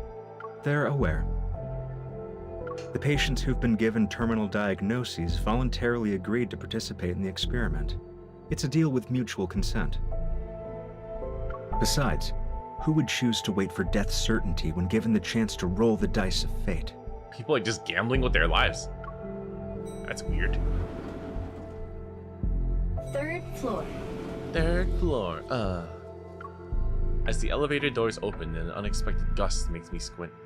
Before me is an unfamiliar white corridor. It's empty and clean. The corridor is lined with separate rooms on both sides, and through the semi-transparent glass I can see egg-shaped experimental pods. Here are the Rebirth cocoons. Their mysterious nature has been revealed. Mounted on bases lined with energy circuits, they emit a gentle glow. Contrary to what we expected, Carter and Benedict seem quite willing to show us everything. Yet, what we see feels like a meticulously crafted exhibition for the visitors. The light bathes everything in soft, warm tones to create a sort of cocoon effect. Even the air filtration system can be adjusted to simulate different scents based on mood. Every detail is made to spark a desire for life and create an illusion of truly being alive. A soft hum fills the air as fluorescent blue energy flows through the tubes and rapidly enters the chamber. The connected monitors display the Rebirth cocoon's interior in real time. Inside, a young girl receiving treatment clutches her chest. She takes deep, labored breaths. Pain covers her already pale face as she breaks into a cold sweat. Her hands tremble, and she soon starts convulsing. Seconds after the device activates, her breathing steadies at a remarkable rate. Her convulsions stop. As time passes, her breathing finally becomes regular. Exhausted, she closes her eyes and seemingly drifts into a deep, dreamless slumber. Video feed sparkles with light as text appears to indicate the treatment is complete. Benedict presses a button on the wall and the treatment room's smart glass returns to its opaque, milky white state. Dr. Zayne, these should interest you the most. The treatment consists of 7 sessions. Patients show significant improvement in health indicators after each one. Are you gonna drug them up or something? He hands over a document that contains experimental data from several test subjects. Zayne's gaze lingers on the first page for half a second before turning to Carter, who's standing to the side with a self-satisfied look. I won't be sugarcoating anything. Your experiment has failed to meet its objectives. What? You've lost control of the cellular mutation process. Oh, snap. You could have used a little bit of sugar. Zayne, the Rebirth cocoon is our most successful experimental product to date. I don't know about that. Our ultimate goal is to achieve humanity's perfect form through genetic and cellular reconstruction. Without a hint of emotion, Zayne glances at him. Then he taps the data success rate column with his knuckle. These numbers are far from perfect. True. Damn, Zayne being the tough Asian parent. Someone's using his expertise well. As the creator of X-Art, I can tell you that your so-called success merely uses the existing technology to temporarily delay the disease's progression. And if it fails, there's a likely chance that the patients will transform. Then they'll begin to turn into wanderers.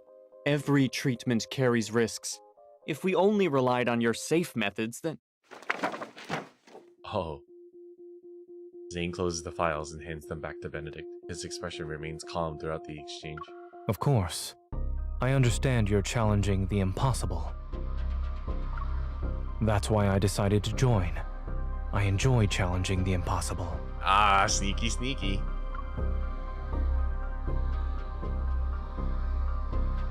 As they continue their thoughtful verbal sparring, my gaze is drawn to the curved, floor-to-ceiling window beside us. Outside, patients in white hospital gowns walk across the verdant lawn. They create an unexpectedly peaceful scene. At that moment, my heart detects a strange energy. It pulls me forward. This feeling. It's just like before when I was in the ruins of the Gaia Research Center. I gently nudge Zayne. He understands and takes a step to converse with Benedict and Carter. Then he successfully leads them away. After making sure no one's around, I slip into the descending elevator. Wow, really? You just completely forget that I'm here? You're not allowed in there, miss. Ah, I see. You can't go there either. Miss? Visitors are restricted to the public areas on the first and second floors. We aim to respect our patients' privacy. But I'm cool and I have a pass. I turn to meet the receptionist's polite yet wary gaze and nod.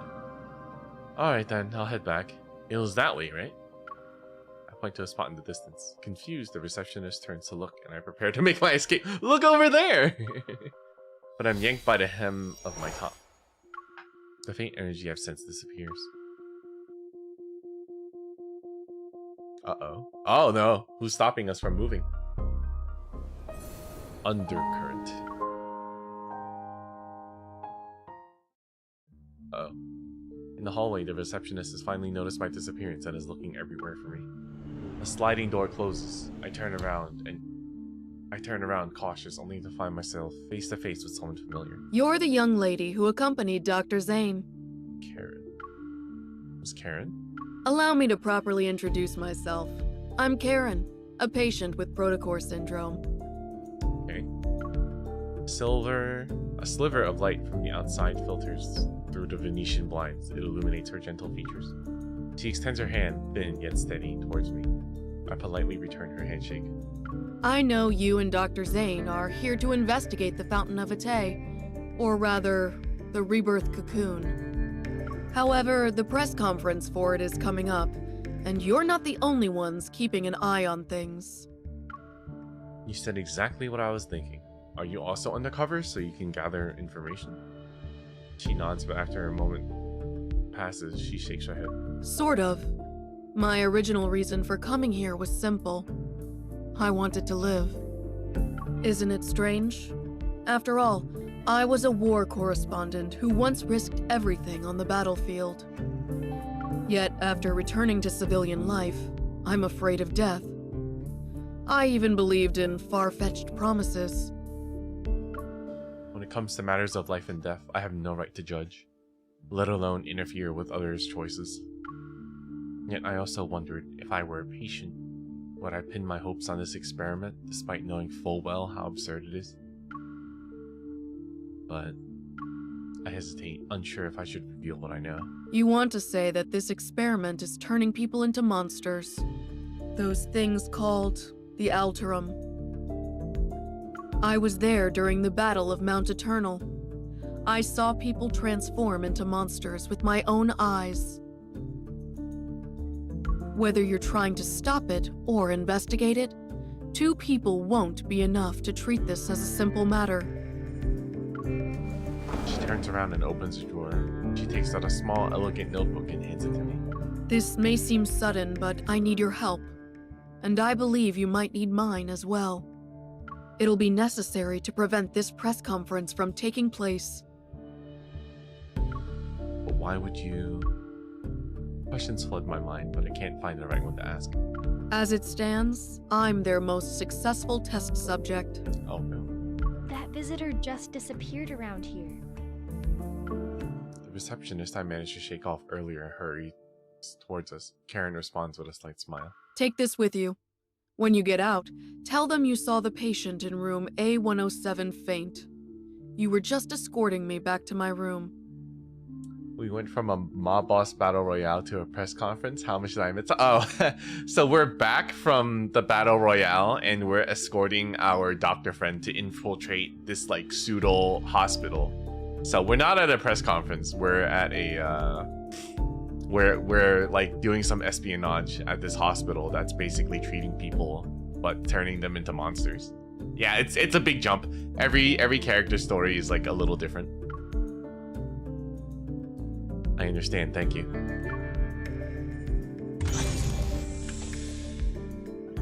Miss, how did you end up here? Is there anything I can help you with? Patient in room A107 just collapsed. You should check in on her. While skeptical, the receptionist quickly summons doctors and nurses. The quick response suggests Karen's presence carries a special weight here. From our first visit to the sanatorium, uncovering these crucial leads is more than I could have hoped for. As for those secrets that lie deeper in a shrouded mystery and finding a way to stop Carter and Benedict's plans, that will take more time. Who's the character? It's Zayne, childhood friend that's a doctor. The first chapter we've dealt with him is basically him being taken over by this like black ice sort of condition, disease that he has. And now we're just with him to infiltrate this, I'll call it a hospital, where they're treating patients with the disease that's turning them into monsters. Any number? Oh, this guy is technically number 2? Yeah, I think he was the second love interest. Because Raphael is the 3rd, yeah. The fact that Mob Boss was 4th had me dying, yeah. He was a great one. He's the super popular. I wonder how Zayne is doing. I should act like I don't know anything when I meet up with him. Pushing these thoughts aside, I carefully hide the notebook on my person before heading towards the main way building. I'm surprised I could hide the notebook. I don't have any pockets. As the tour is about to end, Carter is once again urgently called away by his assistant. As the creator of Exheart, seeing your technology destroyed because of a momentary lapse in judgment, do you feel regret or disbelief? I had a...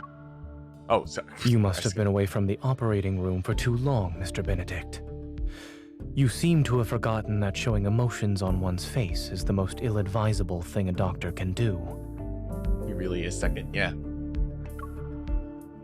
Benedict smiles and chooses to ignore the sarcasm. I'll be honest. I don't trust you, Dr. Zayne. But no one else has your outstanding qualifications and experience. It's precisely why I want to bring you on board, even when I know you don't agree with our philosophy. Since you're being candid, Mr. Benedict, I'll also discard the pleasantries.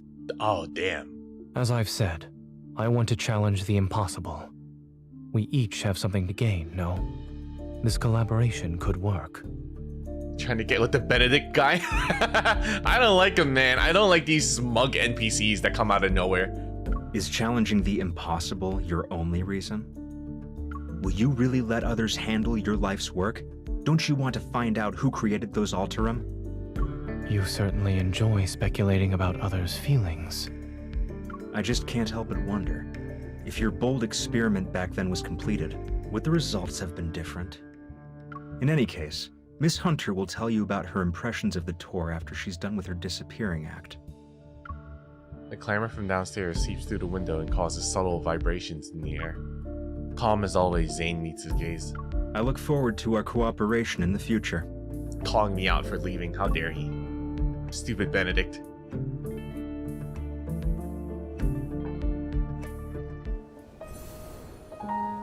Falling snow.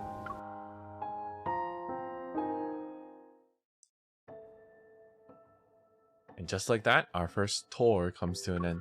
After leaving the sanatorium, life with Zayne seems to have returned to normal. Is this a new chapter? Yeah, the chapter came out like 2 days ago? 2-3 days ago? And it's like 4 chapters in the next section of the story. So I'm thinking the end of this will have some sort of big reveal. This is the final chapter in this new section. Barely finding a moment's rest, he rushes between Axel Hospital and a sanatorium. Oh, okay. So we just kind of skip to like the future where he's just like doing doctor stuff and then going to do this research. For the time being, Ever seems preoccupied with their grand vision with the Fountain of Atay. This leads related to the leads related to the Ether Core have also gone cold. Meanwhile, protocore syndromes are multiplying at an incredible rate. Axel Hospital's emergency room is constantly overwhelmed. Medical teams worldwide continue to test new treatments, but the results remain disappointingly ineffective. It's as if a deity somewhere in the cosmos and uncertain about the world's fate keeps listlessly rolling the dice again and again. Emergency room? Uh-oh. Why are we here? Who are Aren't you? you supposed to save people's lives? My wife is critically ill, and you're just letting her die. Where's Dr. Zayne? Isn't he the leading expert on protocore syndrome? Why can't he see us first? Man, people in the future are still entitled. Doctor, my child was perfectly fine yesterday. Why did the condition worsen? You're a bad mom. In the break room for the division of cardiac surgery, the doctors and nurses can finally get a few minutes of rest. Exhausted, they slump into their chairs. We're humans, not gods. We want to take care of everyone too. Ah, this timid man. You don't deserve a 3D model. Ever will officially unveil the Rebirth cocoon at their press conference. It is designed to treat protocore syndrome. We interviewed Ms. Karen, one of the first patients who underwent this treatment. She will appear at the press conference. We might be witnessing a medical revolution. Only time will tell. Everyone remains silent as they watch through the transparent partition in the door. From the corridor, they observe Zayne's focused expression. Isn't Dr. Zayne supposed to be on leave? Officially, maybe. I bet he's just busy with other projects. Things just aren't the same without Dr. Zayne here. Seeing him around makes me feel at ease. It doesn't matter how exhausted I am. Everyone's simping for Zayne at the hospital. Yvonne lets out a deep sigh and turns to open the storage cabinet. With practiced ease, she breaks 2 dietary glucose sticks to hand out to her colleagues behind her. What? Glucose sticks? Let's eat these and give it our all. What happened to us eating bread? Why do we need glucose sticks?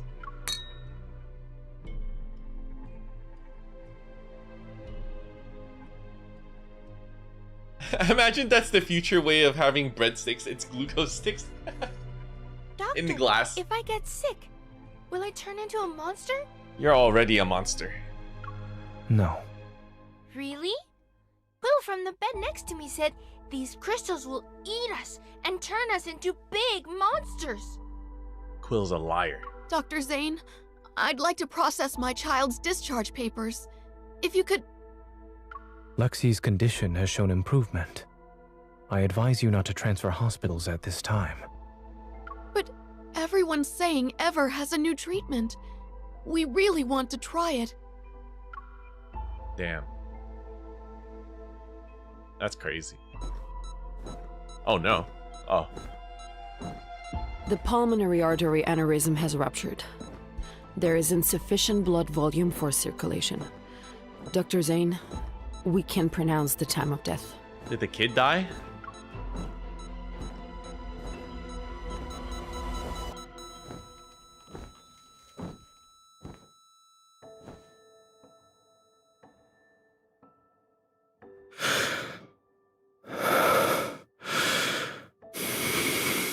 Okay. Breathing ASMR. I'm okay. Time of death. 2:23 a.m. Notify the family.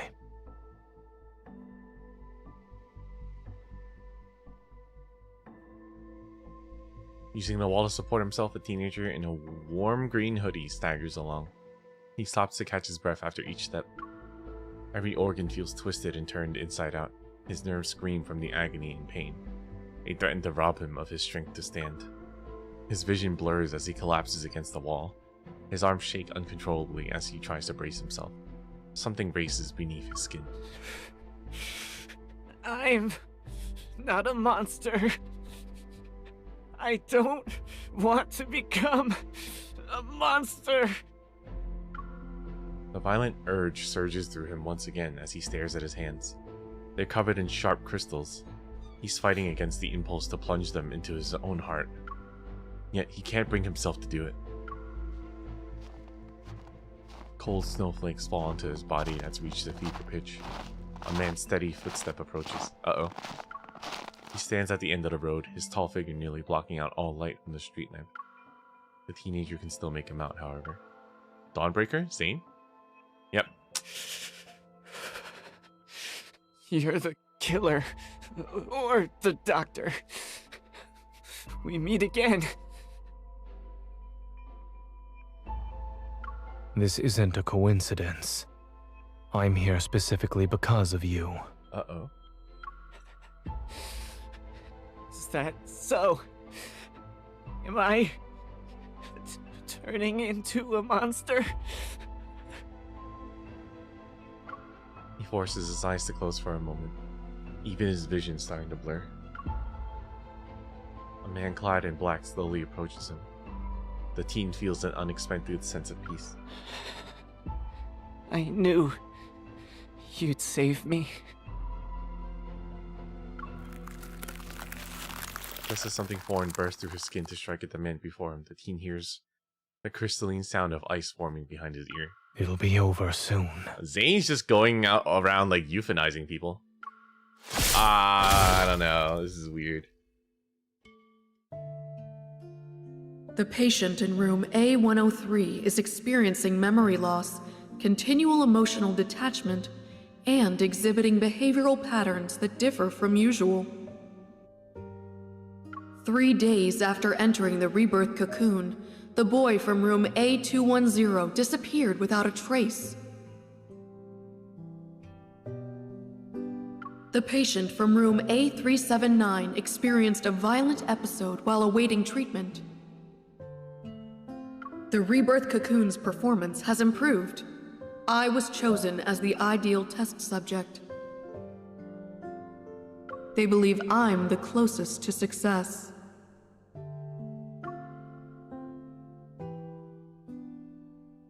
The notes Karen gave me consist almost entirely of observation reports on other test subjects. Her journalistic instincts made her distrust this research highly from the start. She had already noticed something was off about it. This is... A worn, creased photo slips out from between the notebook's pages. Its edges reveal the countless times it's been handled. In the photo, Karen is holding a little girl who's no more than 3 years old. Both of them are smiling at the camera. Is that her daughter? I quickly understand why she wants to live despite her doubts about this project.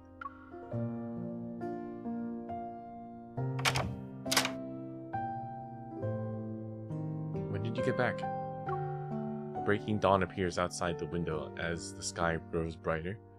Perhaps it's just my imagination, but I think I see black ice crystals on his arm again. But when I move closer to check, it seems I'm imagining things. Zayne watches me without saying a word. I realized that I only came over last night to help feed Chi-Chi, but I got caught up in analyzing the clues that I accidentally fell asleep on the couch. Sorry, I went a little overboard when I made myself at home. A moment passes and a faint smile tugs at the corner of his lips. Is there a passcode in this house that you don't know? Clear my throat and hand him the notebook. Try to prevent us from getting further sidetracked. In any case, I believe Karen is our best lead right now. Recently, Ever has made a public announcement about their test subject who will make an appearance at the press conference. Unlike those big spenders and socialites, Karen has a positive, approachable image.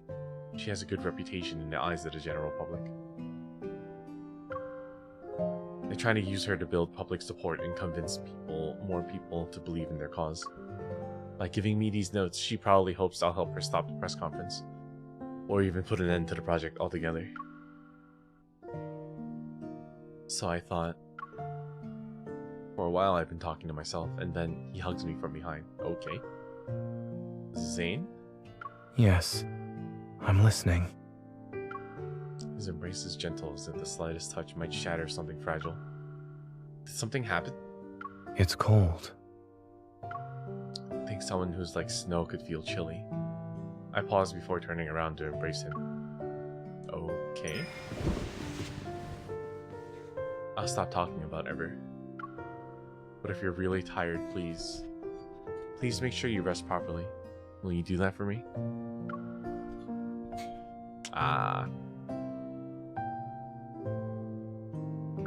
I feel like the MC and Zayne are like way closer than like all the other love interests.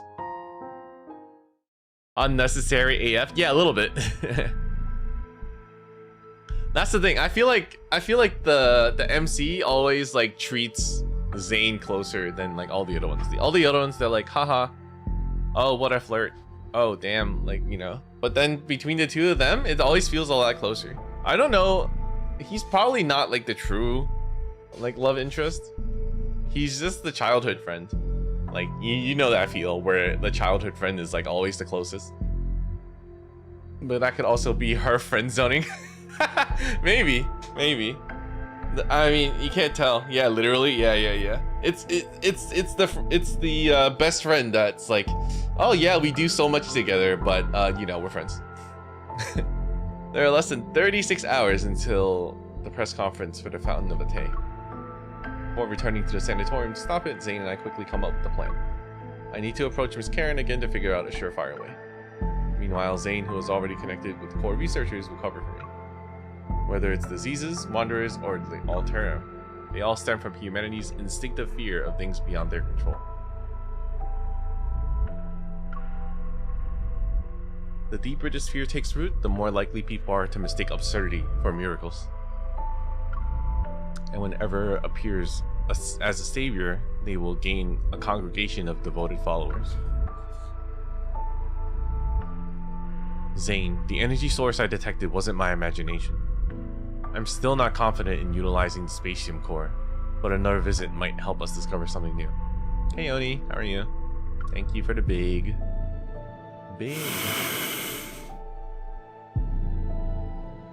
Alright. Zayne nods. I was prepared for a lecture about not abusing my power, but he says nothing. Here, put it on. What am I giving him? To ensure the mission runs smoothly, I borrowed cutting-edge equipment from the association. A state-of-the-art invisible earpiece, modified by engineering prodigy Simone, is now no bigger than a grain of rice. Oh, I'm gonna eat it by accident. I also have a small energy firearm. It's capable of bypassing most detection systems currently in use. I place the earpiece in my ear and gesture for him to come closer. Zayne obliges and leans down. Why do I gotta put it in his ear? Oh yeah, right in your ear. 1 cough to turn the mic on, 2 coughs to turn it off, and tap to adjust the volume. Thank you. What if I just cough a lot? I'm not sure why you're being so polite, but... Ow, no. As soon as the comms channel opens, deafening audio feedback blasts my eardrums. I clutch my ears in pain. Me too! I didn't expect that. I stagger back, and just before Chi-Chi's mischievous attempt to trip me succeeds, Zayne catches me by the waist. He can't help but laugh. This is the first time in days that I've seen genuine joy in Zayne's expression. Oh yeah, great. Me being an idiot helps him laugh. I guess that's what I'm here for. That's what I'm good for, being a dummy.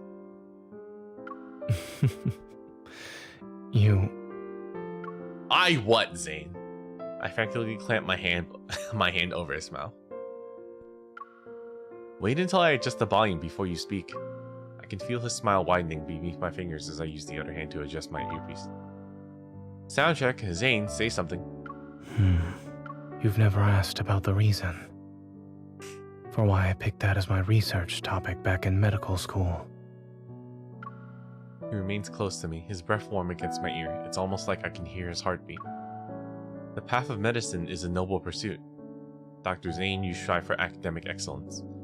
You also want to find a meaningful purpose in life. It's a good guess. Back then, when you decided to destroy what could have been a world-changing discovery, you didn't hesitate? Correct. It's the kind of honor most people will cherish for a lifetime, yet he seems genuinely unbothered by it. Zayne must have chosen to stop the experiment because he foresaw the consequences of its potential misuse. I had considered including your name in the acknowledgements of my paper. I nod as I secure my firearm to the holster strapped to my thigh, then I double-check my equipment. You only thought about it? You didn't actually do it? It wouldn't have been right for our names to appear on the same piece of paper without your permission. Before I can process the meaning behind his words, a rustling sound suddenly comes from her window. A piece of bean-shaped ruby chocolate falls. Clattering, it rolls to my feet. What? Why is the dog eating chocolate? I look up to see the last pack of chocolate snacks in my cabinet has been taken down and torn open on the floor. Chi-Chi lifts his face from the snack package, which is bigger than his head, and licks the chocolate residue off his nose. That dog is gonna die now. Wait, what did you eat? My body moves before my mind can catch up. I quickly pick up Chi-Chi and check the empty package. You ate all the chocolate? Animals aren't supposed to eat that. Ah, yes. We end on a dog that's gonna die from eating chocolate. Amazing. Butterfly in a bottle. I'm guessing this will be 24 hours now. Ooh. As noon approaches, the car enters the sanatorium parking lot.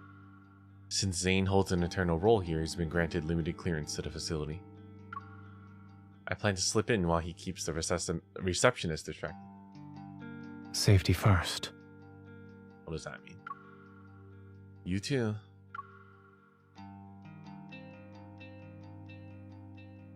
He doesn't look back when he leaves, but he subtly raises his hand for a quick high five as our position is shielded from view. With my bio signature concealed, the omnipresent security camera scan doesn't trigger anything. Their red indicators blink before moving on. Dimitri might be crazy, but I have to admit the ID camouflage chip he gave me is really useful. I still have it?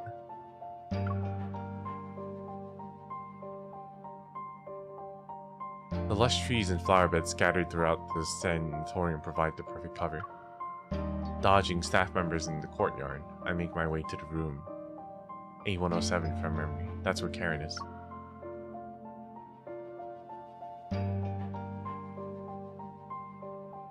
The staff will change shifts at approximately 12 PM. There's a small window of time. To be more specific, there's a small window of time where no one checks the rooms.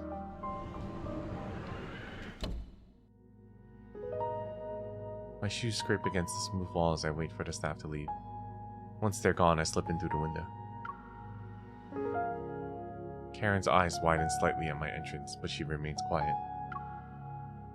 Sorry, with the press conference coming up, they tighten security. I can only use this method to visit. I expected as much. You're clever for figuring out how to find the perfect moment. I understood the message you sent when you gave me those notes. That's why I'm here. Are you really gonna give up?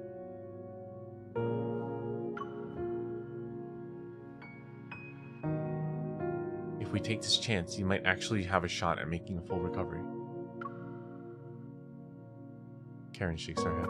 After surviving so many close calls on the battlefield, I'd say death has already been more than generous.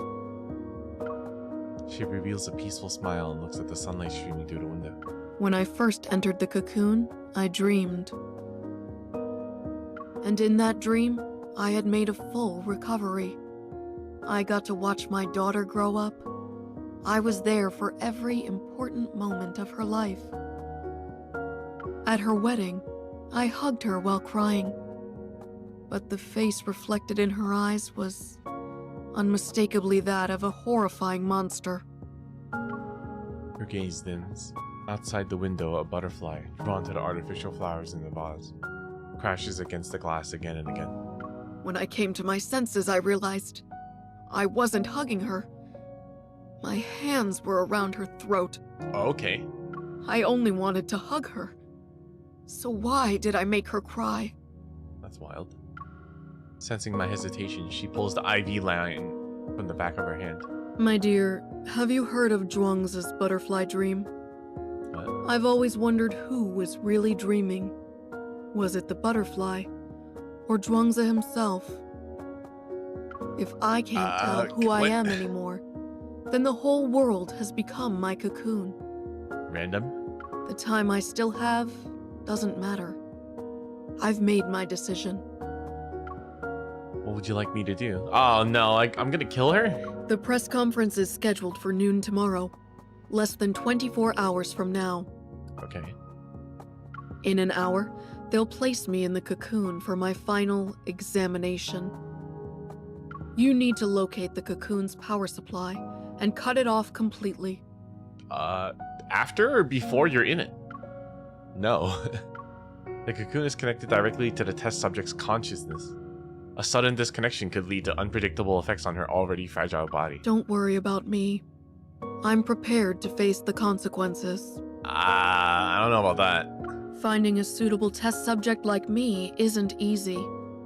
Trust me, this is the best way to stop them. If I had a nickel for every time someone was talking about strangling today, I would have 2 nickels, which isn't a lot, but that's weird that it happened twice. Yeah. I'll find a way to get you out of there. Even if you could carry me, my body wouldn't survive a strenuous escape. I know she's right. Once the guard shift ends, they'll quickly discover their most important patient has disappeared. Every exit in the sanatorium will be sealed off by then. If this is to be my final battleground, then you must help me. Please. I understand.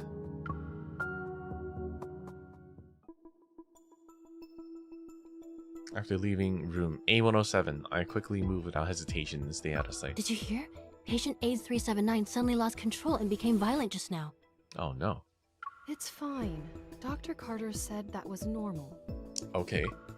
Along the way, I quietly took down several orderlies and receptionists who spotted me. I'm like hitmanning all these people? And how many people spotted me? Am I that not sneaky? The sanatorium is massive and many areas are restricted. A blind search could last until nightfall and still be a failure. What I sensed that day, it must have been the cocoon's energy core. I take a deep breath and activate the Spacium core's power once more. Ha! My vision ripples and expands like waves. A faint energy trail leads me forward like a guiding thread. My drifting consciousness slowly seeps through the sanatorium's public areas, the garden, and through each patient's room. If I could just find the energy control hub. Following the faint energy pulse, I find myself at the end of the corridor that connects the public area to the garden. There's the door almost seamlessly integrated into the wall. Without hesitating, I push it open.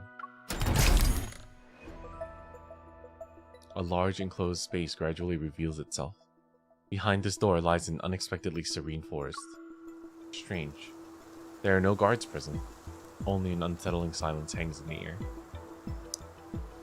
What's with the Xavier forest? My watch hasn't sounded any alarms, and there are no detectable signs of biological activity among the vegetation. The energy source's pull grows stronger as it tugs at the power flowing within me. It's as if I'm being guided in a specific direction. Past the forest winding path, an unexpectedly elegant old building comes into view. That must be it. The energy readings are at their strongest there.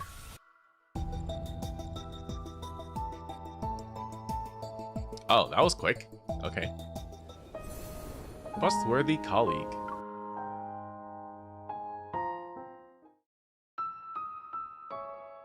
With Zayne's help these past few days, the Cocoon's data and performance have shown improvement. Carter is in high spirits. He genuinely believes his junior has switched to the dark side. No, has finally seen the light.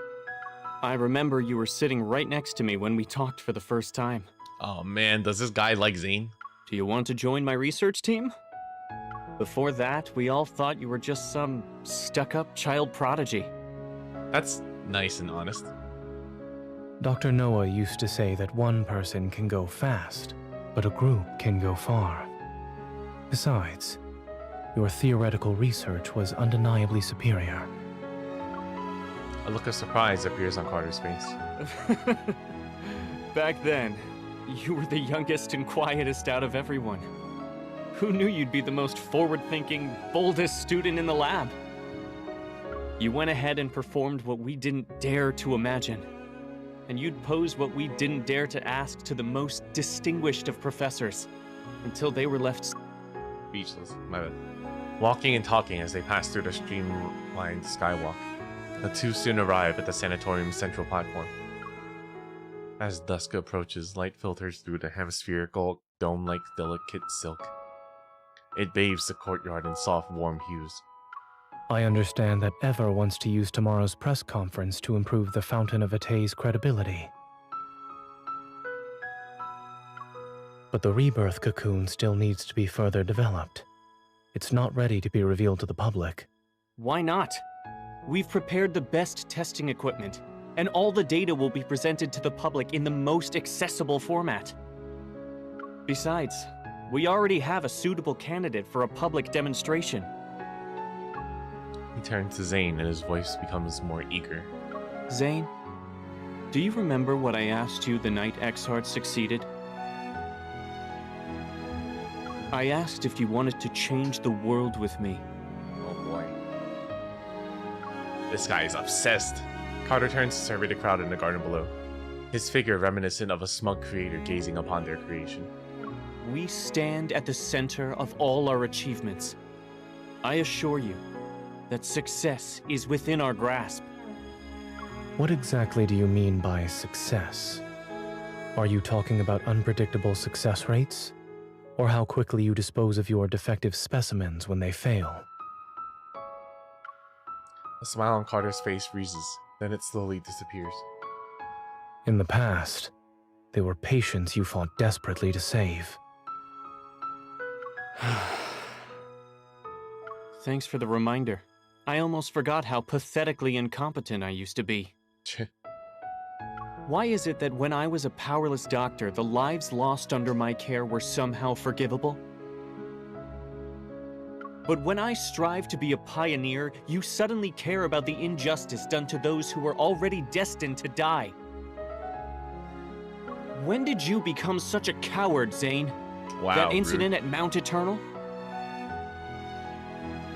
Let me rephrase that. You've always been better at confronting death compared to me.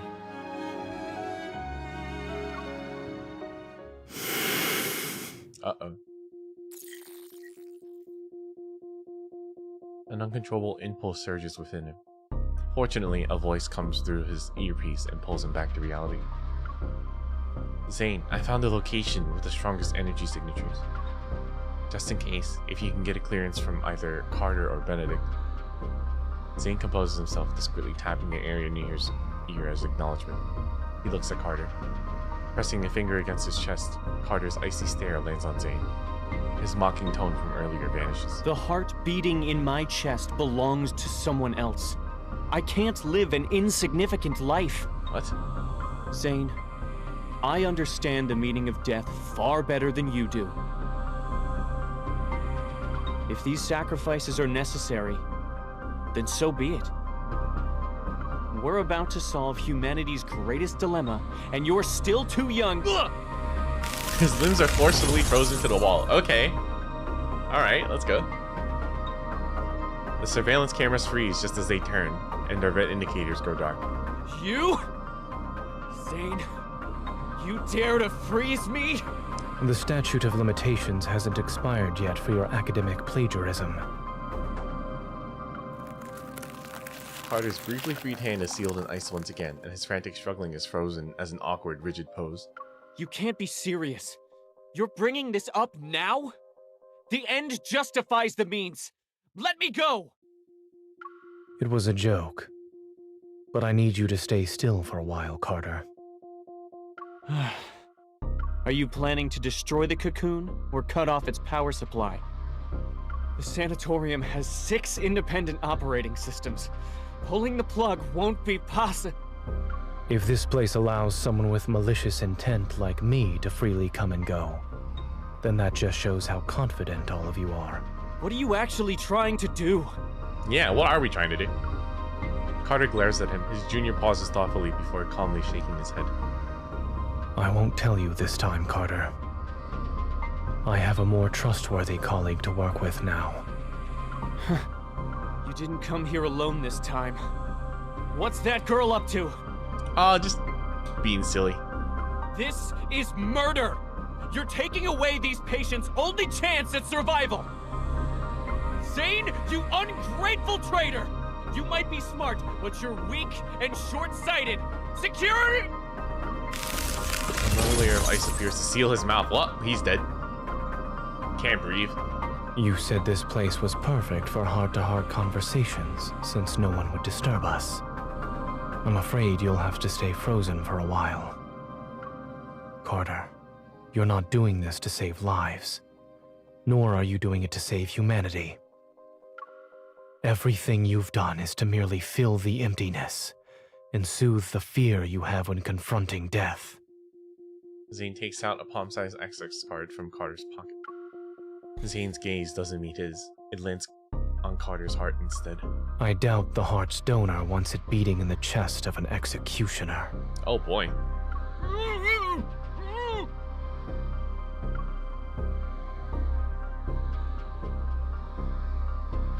Alright. Perfect specimen.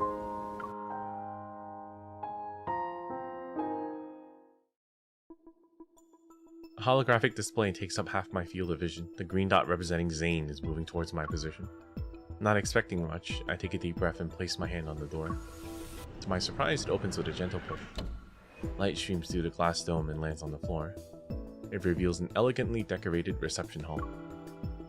The space is completely empty, only the sound of footsteps echoes to break the silence. Zayne, I've sent you the coordinates. That's where the energy core is. Don't worry, I'm just... Just heard a whole lot of gaslighting and glaze at the same time. Yeah, actually. As soon as my hand touches the railing for the staircase going up, the scene before me flickers and vanishes. The comms channel is dead. Uh-oh. I pull up my hand away and take a half step back. I turn as colors fade. What? Like running water, they flow out from the ceilings, walls, and floor, and they all melt into an endless expanse of pure white. Are we getting drugged? It's like a white tomb. I'm honored you decided to visit. Uh-oh. Benedict, this asshole. I hear a slightly amused voice behind me. I whirl around to find Benedict standing in the middle of the reception hall. I'm not sure when he appeared. While I'm startled, I need to look composed right now. You've done a good job of preparing for the press conference, Mr. Benedict. It's going well without you. Touches the wall and the white space suddenly dissipates. It returns to its original form, a reception hall. Oh, this is like a fake room? Miss Hunter, you should have been the most successful test subject. It's a shame you weren't one of ours. After all, every experiment here exists for one purpose, to create beings just like you. A gunshot explodes in an empty reception hall. Oh shit.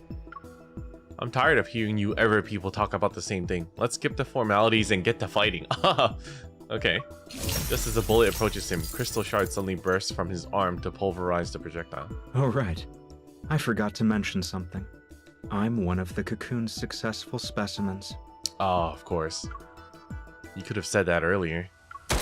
I quickly switch out the regular bullets in my magazine for energy rounds designed to fight wanderers, then I shoot at him. Benedict seems to have anticipated this. At his signal, several shadowy figures surge forth from the darkness. Several Altera move with inhumane speed. Like savage beasts, they lunge towards me. You're calling for backup already? I guess you aren't really a successful specimen. Quickly stepping to the side and spinning, I dodge in the nick of time. Like, why am I talking shit? I don't plan on dragging this fight out. Zayne will be here soon. Finding the energy core's location is the highest priority. I activate the spatium core sensing ability again. There's a faint energy signature coming from the top floor of this building. And then everything before my eyes becomes indistinguishable once again. As the light shifts and wavers, thick fog appears from out of nowhere. It rolls in and blurs even the faces of the Alterum. Play with them for a while. My senses stop working and my vision is plunged into an endless void. Overwhelming dizziness washes over me. Desperate, I try to stay conscious in spite of the vertigo, but my legs give out and I collapse onto the cold floor. I know I've reached my limit. Just before I lose consciousness, the sounds around me fade. In the void, I feel someone firmly grab my wrist. The churning sensation of instability vanishes when I open my eyes. Are you okay? Oh, where does baby. it hurt? It don't hurt anymore, Zayne. Under the flickering light, I can barely make out Zayne's worried expression. Before I can say I'm fine, a searing pain erupts from my chest and flows through my entire body. I press my hand against my chest, but the physical pressure does nothing to ease the pain. Stop trying to sense it. You look pale. Oh, am I using my power too much? I grab his hand, gritting my teeth. I tell Zayne everything that just happened. After them! Where did they go? Don't speak. Keep your breathing steady. Zayne quickly surveys their surroundings. He pulls my arm over his shoulder and helps me walk. It's not there. Go straight. Past that barrier. We pass through the wall. The Alterum are behind us, but it seems like they were fooled by the elusive hologram. Thankfully, the space hasn't been warped. Zayne pulls me into an empty room and slams the door. Ice covers it, but the Alterum have us cornered. They claw at the frost and create this sharp grating sound. Everything in front of me blurs into patches of color. I try to grab Zayne's hand again, but my strength fails me. My hand weakly slides down his sleeve.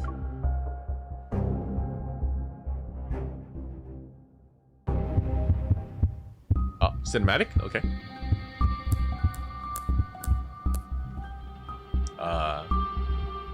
Zayne? Why am I tied up? What the hell? It's done.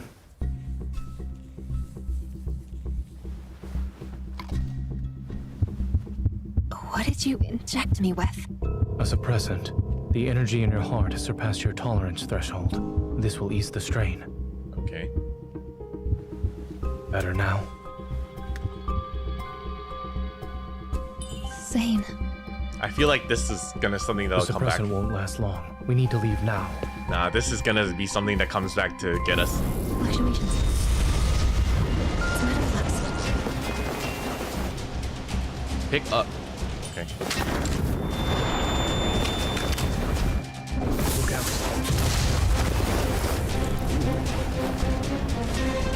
I'm gonna let him pose and be cool.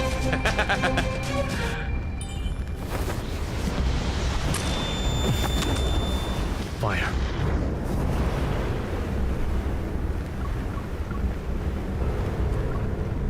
I'm trying. Oh, you're still here. How delightful. Where's the ice blocking the door, Zayne? Whoa, what? Of course we would survive. What the hell? If you take another step, I can't guarantee you'll get out of this alive. Oh, baby. Dr. Zayne, a hunter firearm can't kill you, but a wanderer can.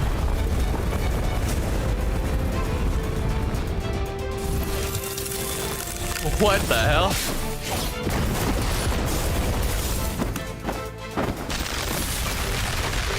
Yo.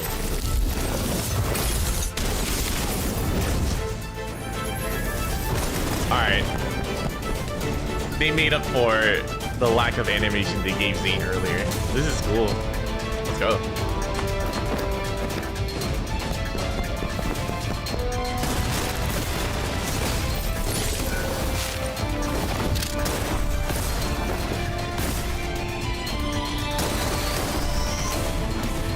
If that's it, then he underestimated us. Watch your heart. 30% of your evil should do. Oh, we're resonating with each other. Okay. Resonate.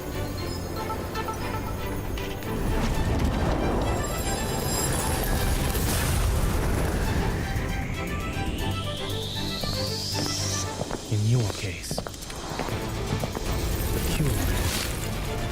I'll kill you. Extreme measures. Let's go.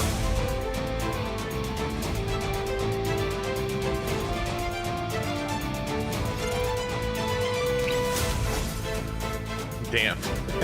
In like any other game, that would be so dramatic and cool. It's still cool, but still.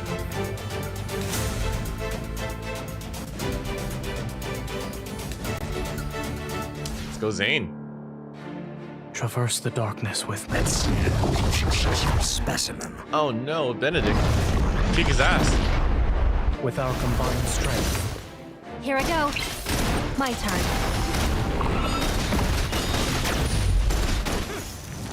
Eat this. Inshot and stay your push. Break Benedict's shield. This is a successful specimen? Self-declared successful specimen. It is weak. Now's our chance. Keep your distance, or else you'll get hurt. Zayne. It's a cool outfit that's given to our MC. Make it recover. Be careful. I like the floating. Go back to the pit, you... No. Yeah, the auto doesn't like dodging. That's See fine. what it's up to. Let's try to find the truth in this endless illusion. Find the real one. With our combined strength. Here I go. Oh, okay. The auto happens to know which one's the real one. That's crazy. I'll send it on a journey. I was like, we could have got it. The auto could have got it wrong.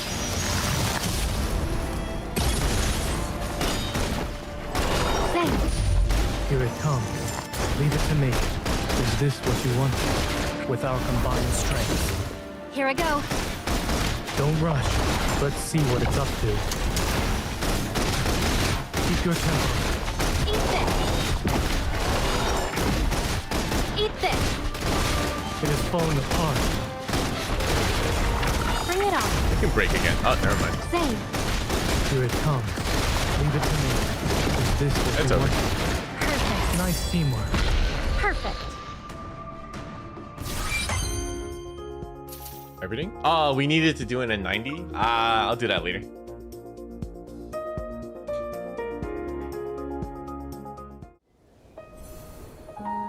Nice. And the decision. That should probably be the last part.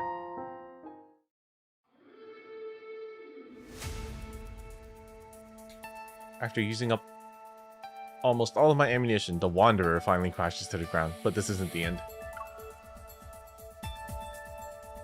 The sound of regenerating flesh echoes throughout the building. Ew.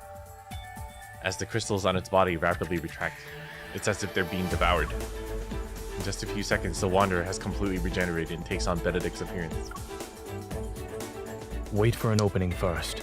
Then we'll retreat. There's no point in continuing this fight. Zayne is right. Benedict isn't our primary target right now.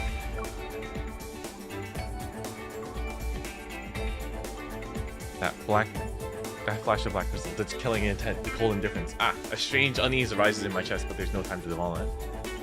I fire my last bullet at Benedict as a grayish-white mist fills the reception hall. Here's another good example of my seamless coordination with Zayne. I mean... Now's our chance. Go.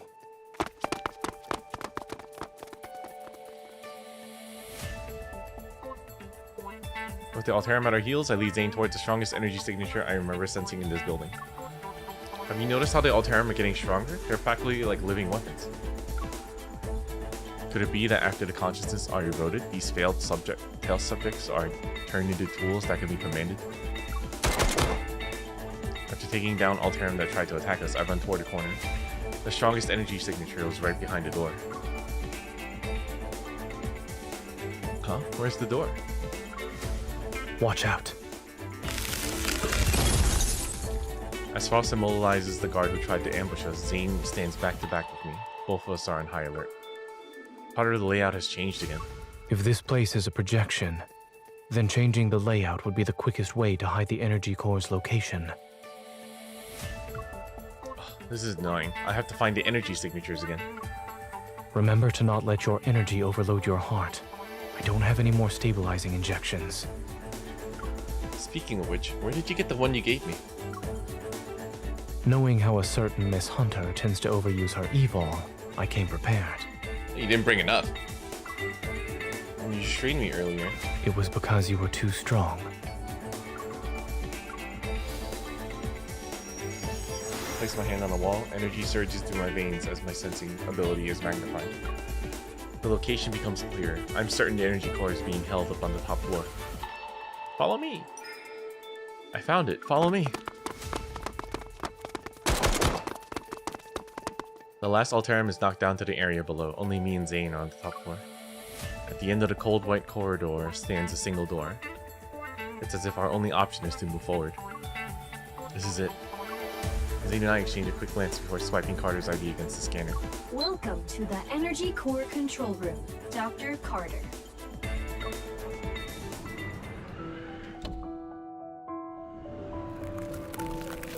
Once the door to the control room closes, a layer of ice covers it. Thick cables run across the area, and they all converge onto the central energy pillar that emits a luminescent blue light. It's being powered by a protocore. In all of its glory, this is Ever's crown jewel in the industry of protocore technology. If the energy pillar is destroyed, all ongoing experiments will immediately cease. In other words, Karen, who is currently undergoing an examination, will remain trapped in her cocoon. It could potentially cause irreversible damage to her body.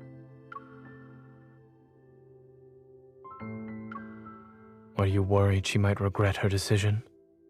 Maybe. We get this choice? I'm pretty sure it's all the same, but I'm surprised we get this choice. I mean, realistically, we destroy it, because there's no point in all of this, right? I can't betray her trust in me. Or rather, I believe in her choice. I remember the first time I held Karen's hand. It was thin, delicate, yet surprisingly strong. Zayne raises his hand and hurls a shard of ice towards the luminescent energy pillar. Okay. Zayne, wait! Oh, we're killing Carter. Carter's voice rings out from the overhead speakers as the surrounding glass walls instantly become transparent. I could see Carter has arrived. Catching his breath, he's standing in the reception hall we were in earlier. Zayne! Leave this place, and don't you dare destroy that energy core! Do you remember how much time and effort we put into this? I don't care. I'm okay with sunk cost. Without a hint of emotion in his eyes, Zayne gives Carter a slight nod. Amid the chaos, Benedict calmly stands behind the crowd. He smiles as he raises his hand to his ear. You dropped your facade sooner than I expected, Dr. Zayne. Is it because of your sense of duty as a doctor, or a resolve driven by guilt? Believing that you can guide humanity's fate so you can control life and death is the epitome of arrogance. Isn't thinking you have the right to stop any experiment that crosses the boundaries of life just as arrogant? This is what the people in our era want. And in just a few centuries, or maybe even a few decades, history will remember this moment. You have no right to speak of such things. Why don't we watch and see how the future unfolds? Huh? Even if you've stopped Ms. Karen's experiment and prevented the press conference today, you can't stop the tide of progress. It's more or less the same rhetoric. Did everyone ever attend the same corporate seminar or something? Ah, yes. I have one more question I'd like to ask you, Dr. Zayne. Why are we stalling? The static in the comms channel suddenly falls silent and cuts off Carter's angry shouts. All I can hear is Benedict's steady voice tinged with amusement alongside his breath. Back then, why did you choose to destroy something that could have shaken or even changed the world? He asked the exact same question that I did. A sense of unease stirs as I glance at Zayne, who's maintaining his usual composure. It couldn't be controlled. Any action beyond our control leads to unpredictable consequences. Maybe it's because he uses Evol too many times in quick succession. Delicate ice crystals are steadily creeping up Zayne's forearm. Uncontrollable. I see. Your rationality is an absolute, the very thing that drives you to eliminate any possibility of losing control. It affects the smallest things about yourself to the greatest matters of this world. That's why you killed William at Mount Eternal back then, what? Yes? You really are capable of such cruelty. You struck down your mentor and friend who fought beside you. Even I would have hesitated. Cut to the chase. A long time passes before Zayne's voice breaks the silence. Although his tone remains calm, his ragged breathing gives him away. You're here to atone for your mistake. That much is certain. But you also wish to uncover what you think is the truth. For example, surely there must be an explanation for why those Alterum look so much like everyone who died at Mount Eternal. In the tense undercurrents of this moment, a harsh truth slowly surfaces. I'll tell you, those people at Mount Eternal were this experiment's first batch of failed specimens. Your companions, William, all your guilt and suffering, I'm the one who caused it. What? His tone is almost nonchalant, yet every sentence is like a knife straight to the heart. A discovery that could have shaken the world to its core, abandoned because of a moment of cowardice. You made their deaths as meaningless as those of the failed Alterum. A wave of frost surges through the room. A bone-chilling cold creeps up from the floor. The windows, walls, and floor are sealed with thick layers of ice. They form intricate crystalline patterns.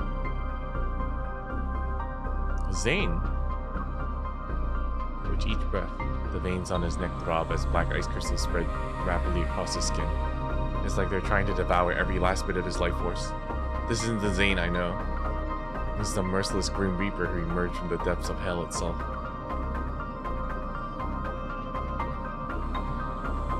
Is Zayne gonna like die? No, Zayne's gonna like get hurt or something at the end of this chapter. Oh, whoa, okay. The door that had been sealed with ice burst open. Having completed their transformation into the Wanderers, the Alterum try to overwhelm us like a tidal wave. As soon as they get close, sharp icicles pierce their chests. The shards of ice then explode outward like a violent storm. More Alterum advance. They crush the fallen ice crystals beneath their feet as they crawl over their corpses to reach us.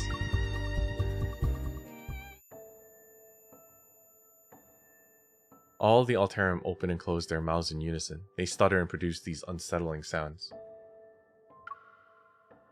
No matter how hard he tries, Zayne can't make out what they're saying or see their faces clearly. The nightmare wraps up around his body like a phantom. It closes behind him and whispers fate's curse into his ear. Aren't you a doctor? Am I going to die? Save anyone? Pay for this. I didn't sacrifice everything just to become someone ordinary and powerless. One day, you will hurt her. Okay. He clutches his chest and feels as if the icy wind stabbed it. He stares at the corner of the tent fluttering in the snowy gale, with a distant otherworldly gaze.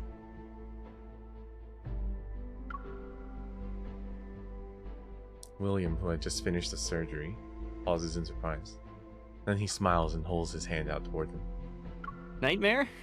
If you can't sleep, then we can go for a walk. Everything that's just happened, it seems to have been a dream. He stares at his fingers. The blood, the girl's shocked expression. It was all a dream. It was just a dream. It's unfortunate we couldn't save the patient today. Don't be too hard on yourself. Back when I was doing research, failure meant you could always try again. Thank you. I'll take a hydrate. But as a doctor, lives will only give you one chance. You know, I had these exact same feelings during my first mission as a military doctor. I'm good, thank you. The polar night hasn't disappeared. The dark blue sky appears to be almost within reach. Yep, I did, thank you. The desolate land covered in a blanket of snow is always magnificent. It took me a long time to realize that what we have to face isn't just the loss of a life and death itself. The way they look at you in their final moments, it's always the same. Huh. Time and time again. You'll have to see their fear and desperation when they're about to die. William is deep in thought. Then, as if remembering something, he turns to Zayne and smiles. By the way, did you hear my final plea when you killed me? What the hell?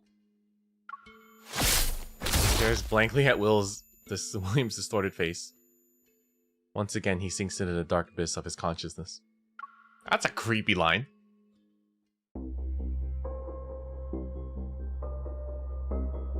There are more of them. They're actually using the Alterum as weapons. I roll and find the opening in the wall of Alterum that's protecting Benedict. I aim my gun at him. But before I can pull the trigger, brilliant ice flies towards Benedict. Benedict smiles, crushes the ice shard embedded in his chest. You're different from the man I was talking to earlier. I must say, you're skilled at saving and taking lives, Dr. Zayne. Another hydrate.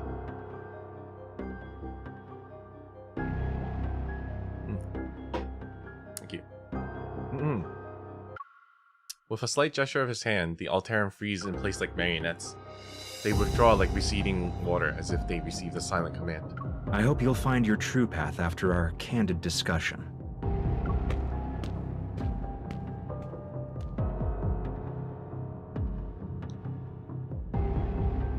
Soon enough, only the two of us remain in a vast, cold control room. Ignoring everything else, I rush past the dissipating ice crystals to Zayne and cradle his face in my hands. Zayne, look at me. Listen to me.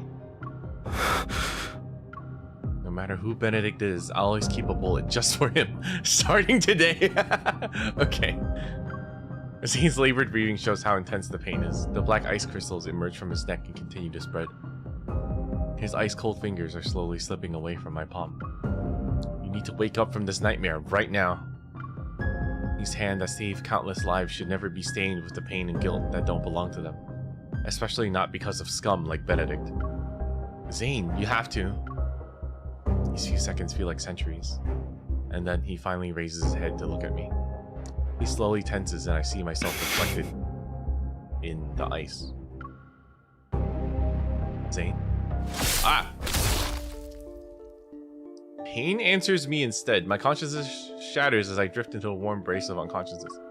Before everything fades, distant memories regroup and flood my mind. Did he just stab us?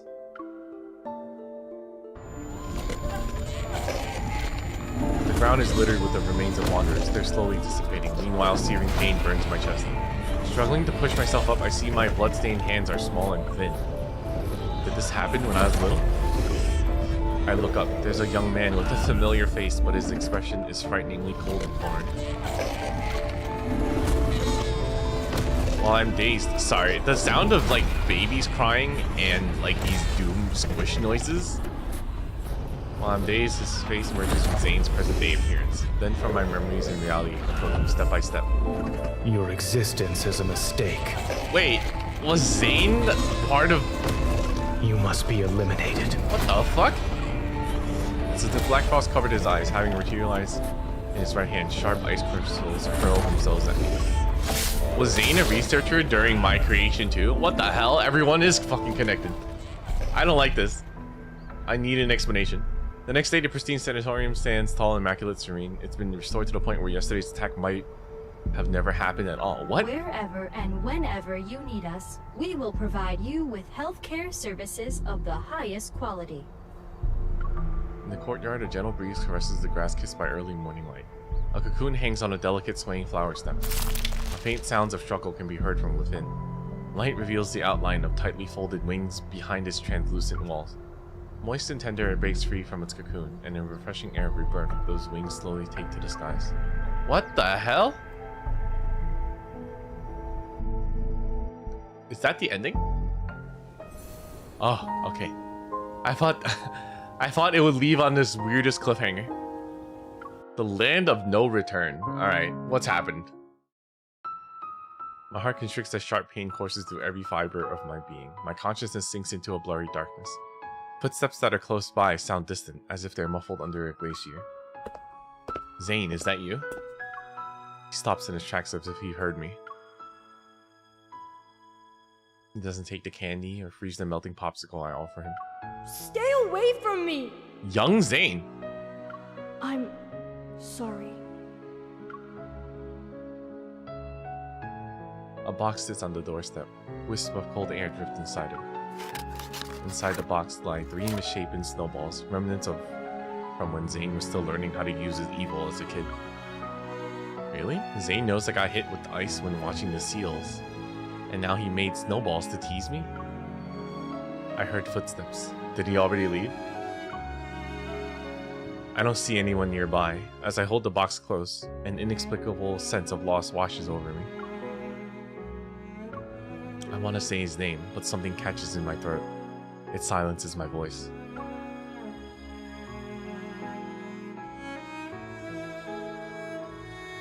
Zayne. Zayne! I managed to finally call out his name. Yet when I open my eyes, I find myself staring at a dimly lit ceiling. As my foggy consciousness slowly clears, I realize I'm lying down in a room at Axel Hospital. Due to Miss Karen's poor health, Ever's press conference for today has been cancelled. Mr. Benedict, the director of Val's Sanatorium, stated that the patient's well-being takes precedence over the event.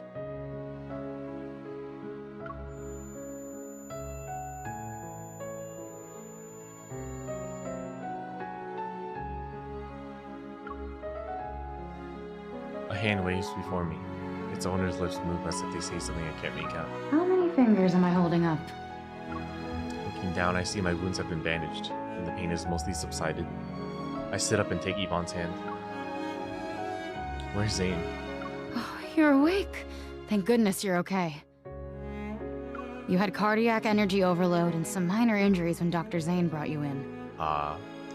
We asked him what happened, but he wouldn't say anything. Okay. He stayed in this room until your vital signs stabilized. As she speaks, Yvonne leans in. Her expression becomes more serious. I heard from Grayson that Dr. Zayne went to the director's office to submit his resignation letter. What the fuck? What? There was a loud commotion in the office. I've never seen the director that angry before. He didn't approve it and gave Dr. Zayne an extended leave. Then he told him to go home and think things through. He wouldn't say another word about it. That's crazy. Dr. Zayne didn't hesitate at all. But before he left the hospital, he asked us to take good care of you. I try to force myself to smile, but I can't. Only one thought is in my mind. Find him. Wait, you can't just... Oh no. Please, be careful.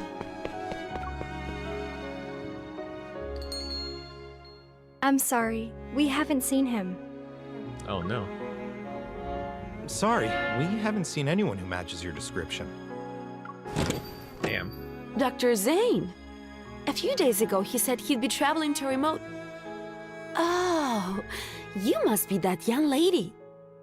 This is our new menu item for today. Would you like it to go? Wait! Dr. Zayne already paid for it! Okay. Zayne's home, his favorite dessert place, the cafe near Axel Hospital. I visited every place I could think of, but there was no trace of him anywhere.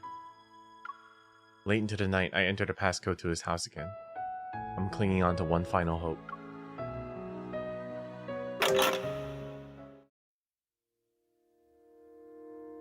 The room is shrouded in darkness. Snowflakes dripped in through the gaps of the floor to ceiling windows. No. The number you have dialed is currently unavailable. Please try again later. Memories that are no longer dormant slowly flood my mind again. I've seen those black ice crystals and that pain look on his face before. In my childhood memories, Zayne moved away while carrying a heavy unspoken guilt. This bad habit of disappearing has existed ever back then. I heard a faint whimper in the cold. I raised my head and rubbed my stinging eyes to see Shichi. It's you. As if he understands me, Shichi lifts onto the sofa and gently places his paw on my knee. I feel like I've tried everything, but I still can't find him. I hold Shichi close, my trembling voice barely above a whisper. I didn't realize it cracked until now. Please, can you help me one more time? Take me to him. Time passes, then Shichi immediately jumps down, sniffs the blanket on the sofa that carries Zayne's scent, and runs towards the half-open door.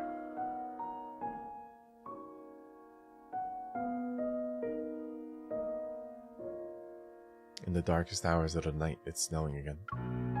Large snowflakes dance around the glowing streetlights. They settle on rooftops, streets, passing cars, and the shoulders of pedestrians. After running around for a long time, Shichi stops in front of a pitch-black fence. He circles it a few times before signaling me to follow him. Where am I? The streetlight illuminates the faded writing on a sign. This is a public cemetery in Lincoln City. It's also the final resting place for those who have no place to call home. Shichi quickly vanishes into the darkness. I steel myself before running after him.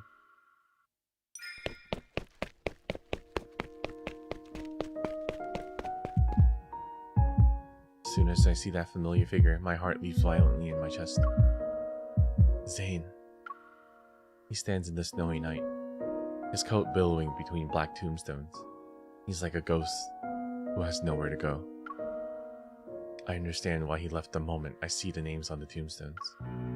He chose to imprison himself in this nightmare. He wants to atone, to seek redemption for the monsters he killed. I hurry to his side, but when I try to call out his name, it gets stuck in my throat. Why are you here? Questions overwhelm my mind, but I don't know what to ask about first. You chose to disappear without a word. You didn't even give me an explanation. These graves belong to the people who died by my hand. I don't believe their deaths were unjustified. Do you think I'm here because of guilt? I'm not standing in front of them for repentance, let alone the atonement you're imagining. You almost raised your hand against me.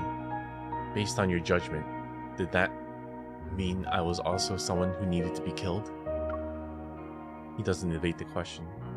He nods without any hesitation. So this is why you submitted your resignation letter to Axel Hospital. You haven't even healed my heart yet, and you're going to leave just like that? You told me not to change doctors on a whim, but can doctors abandon their patients whenever they want? A complex feeling crawls up my throat to my tongue as emotions bubble up like boiling water. I first met you when I came to Oxo Hospital. I was 12 at the time.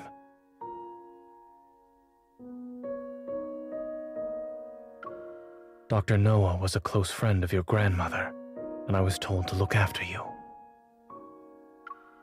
You were afraid of me back then, until I used my power to keep your popsicle from melting.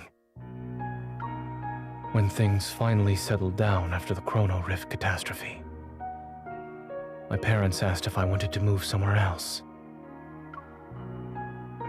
I hesitated for a long time. I was worried I wouldn't be able to see you anymore. But then that incident happened, and I actually hurt you. You were unconscious and bleeding heavily. When I realized what happened, I couldn't understand why I did it. He closes his eyes for a moment. When he opens them, his expression is as serene as the calm after a snowstorm. It's like he finally woke up from a year-long nightmare, only to discover that the nightmare has become reality. That was when I realized I could lose control of my power. And not being in control can lead to irreversible consequences. It's why I chose to leave without saying goodbye. The truth pierces my heart like needles. Words are stuck in my throat. Perhaps I chose cardiac surgery because I wanted to heal your heart. Or maybe I wanted to make amends for what I did back then. Even I don't know. He keeps his gaze lowered, and his voice is as soft as melting snowflakes.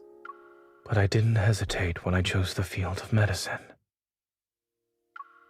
When I first recited the Hippocratic Oath, I truly believed I would become a good doctor.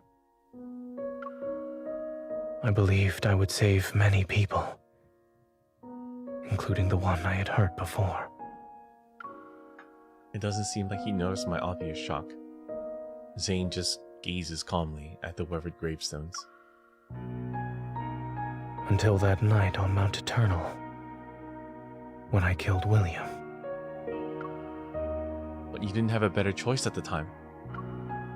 Once again, he lowers his emotionally detached gaze. Do you really think a killer can be a doctor who saves lives?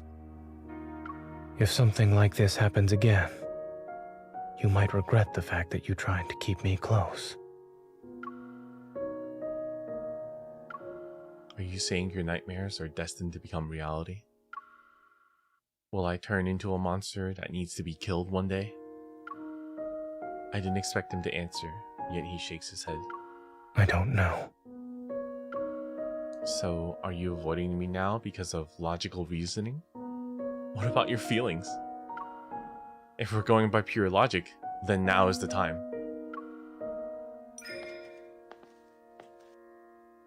Do it, Zayne. Are you afraid? Or is this something you don't want to do?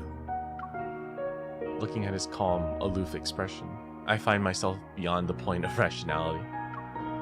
Whatever you do today, I won't have any regrets. But I would. Snowflakes land on my eyelashes. They turn his figure into prismatic fragments that are like ripples in the darkness. I'm certain that if I were to truly hurt you one day, it would be the greatest regret of my life. The snowflakes fall as if they're floating through the cosmos. They land on us and the gravestones. We stand in silence. Neither of us exchanges a single word.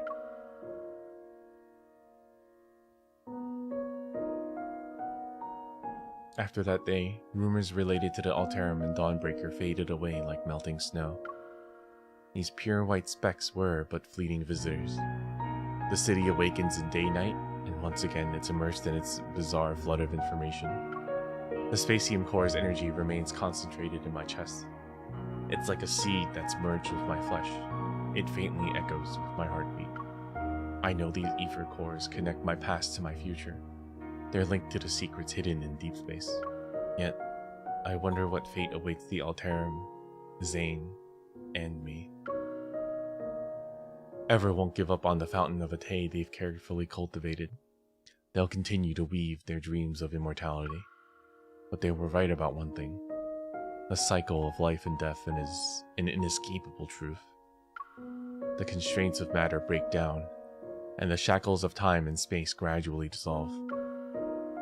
Countless civilizations rise and fall among the stars, because of the laws that guide entropy and dissipation. Earth's magnificent radiance will eventually fade. Humanity's long, undisturbed period of exile will come to an end. I wouldn't understand that until much, much later. The Creator had planted foreshadowings in an era predating life itself.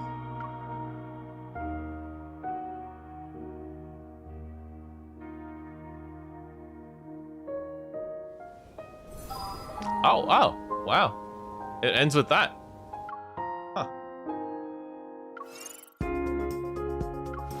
Just, huh.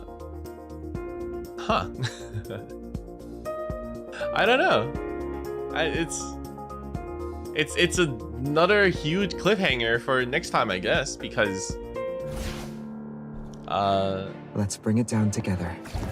Because we don't know what's gonna happen with Zayne. Is he gone? You're on a roll. Savior. I'm here. Pay attention to its moves.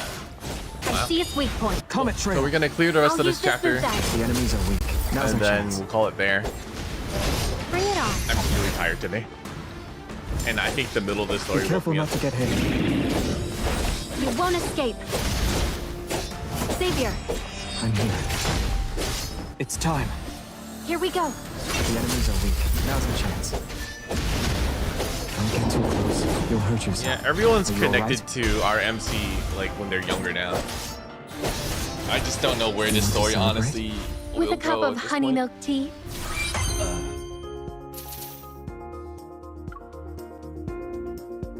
Writing's pretty good, honestly. It sometimes does drown a little bit in exposition. Like, as for side characters, I definitely don't care about. Anytime, like in the previous chapter when Dimitri was going on and on, I was like, God damn, okay, you're crazy, I get it. You know, Benedict here was talking a little bit too much. It can be a little overdramatic. Just a teensy bit. It's a Lightseeker's duty to kill Wanderers. Comet trail. I'll use this move then. Savior. I'm here. But yeah, cool. Always good to get a new chapter. This other side of Zayne is really nice. We also really got to see like another side of Silas too, right? I'll It's use like this move then. we knew he had like some sort of a softer side to him, and that clearly Be showed. careful not to get hit. We crushed them. Instead of just the big mob boss like persona that he often carries.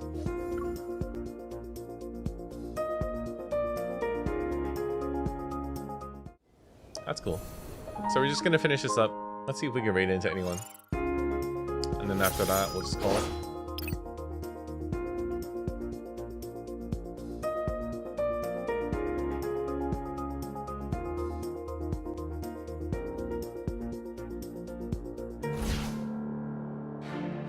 I'm sleepy.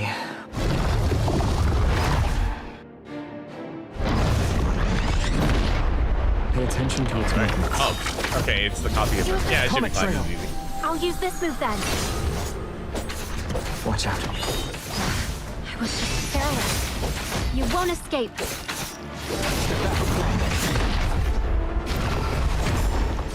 My turn.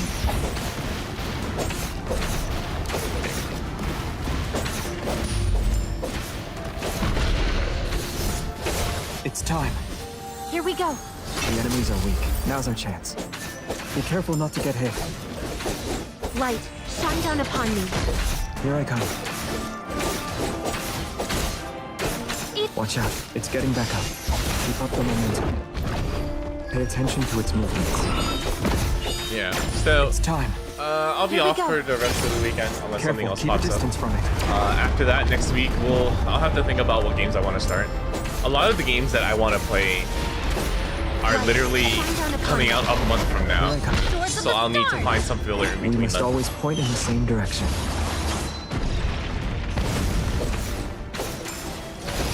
I am not afraid. You won't escape. Both Uma Musume and Persona mobile game are coming out on the same day, so I really have to think about what I'll be playing.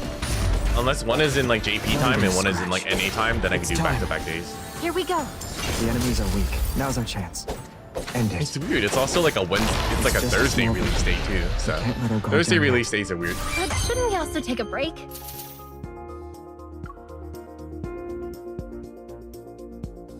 that it? Cool.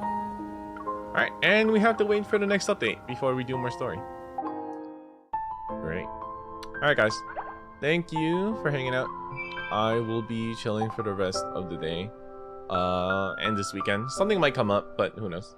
But I'll mainly be trying to relax. I've been sleeping pretty poorly lately, so I want to try to get that in check. And I will see you guys soon. Let's see if there's anyone we can raid into. If not, then we'll just chill. But I will see you guys maybe Sunday. And at earliest, probably, and at latest, I'll see you guys Monday. For what? I don't know yet. We'll figure it out. Anyway, peace out, guys. I am going to see you guys soon. Later, guys. Bye-bye. Take care.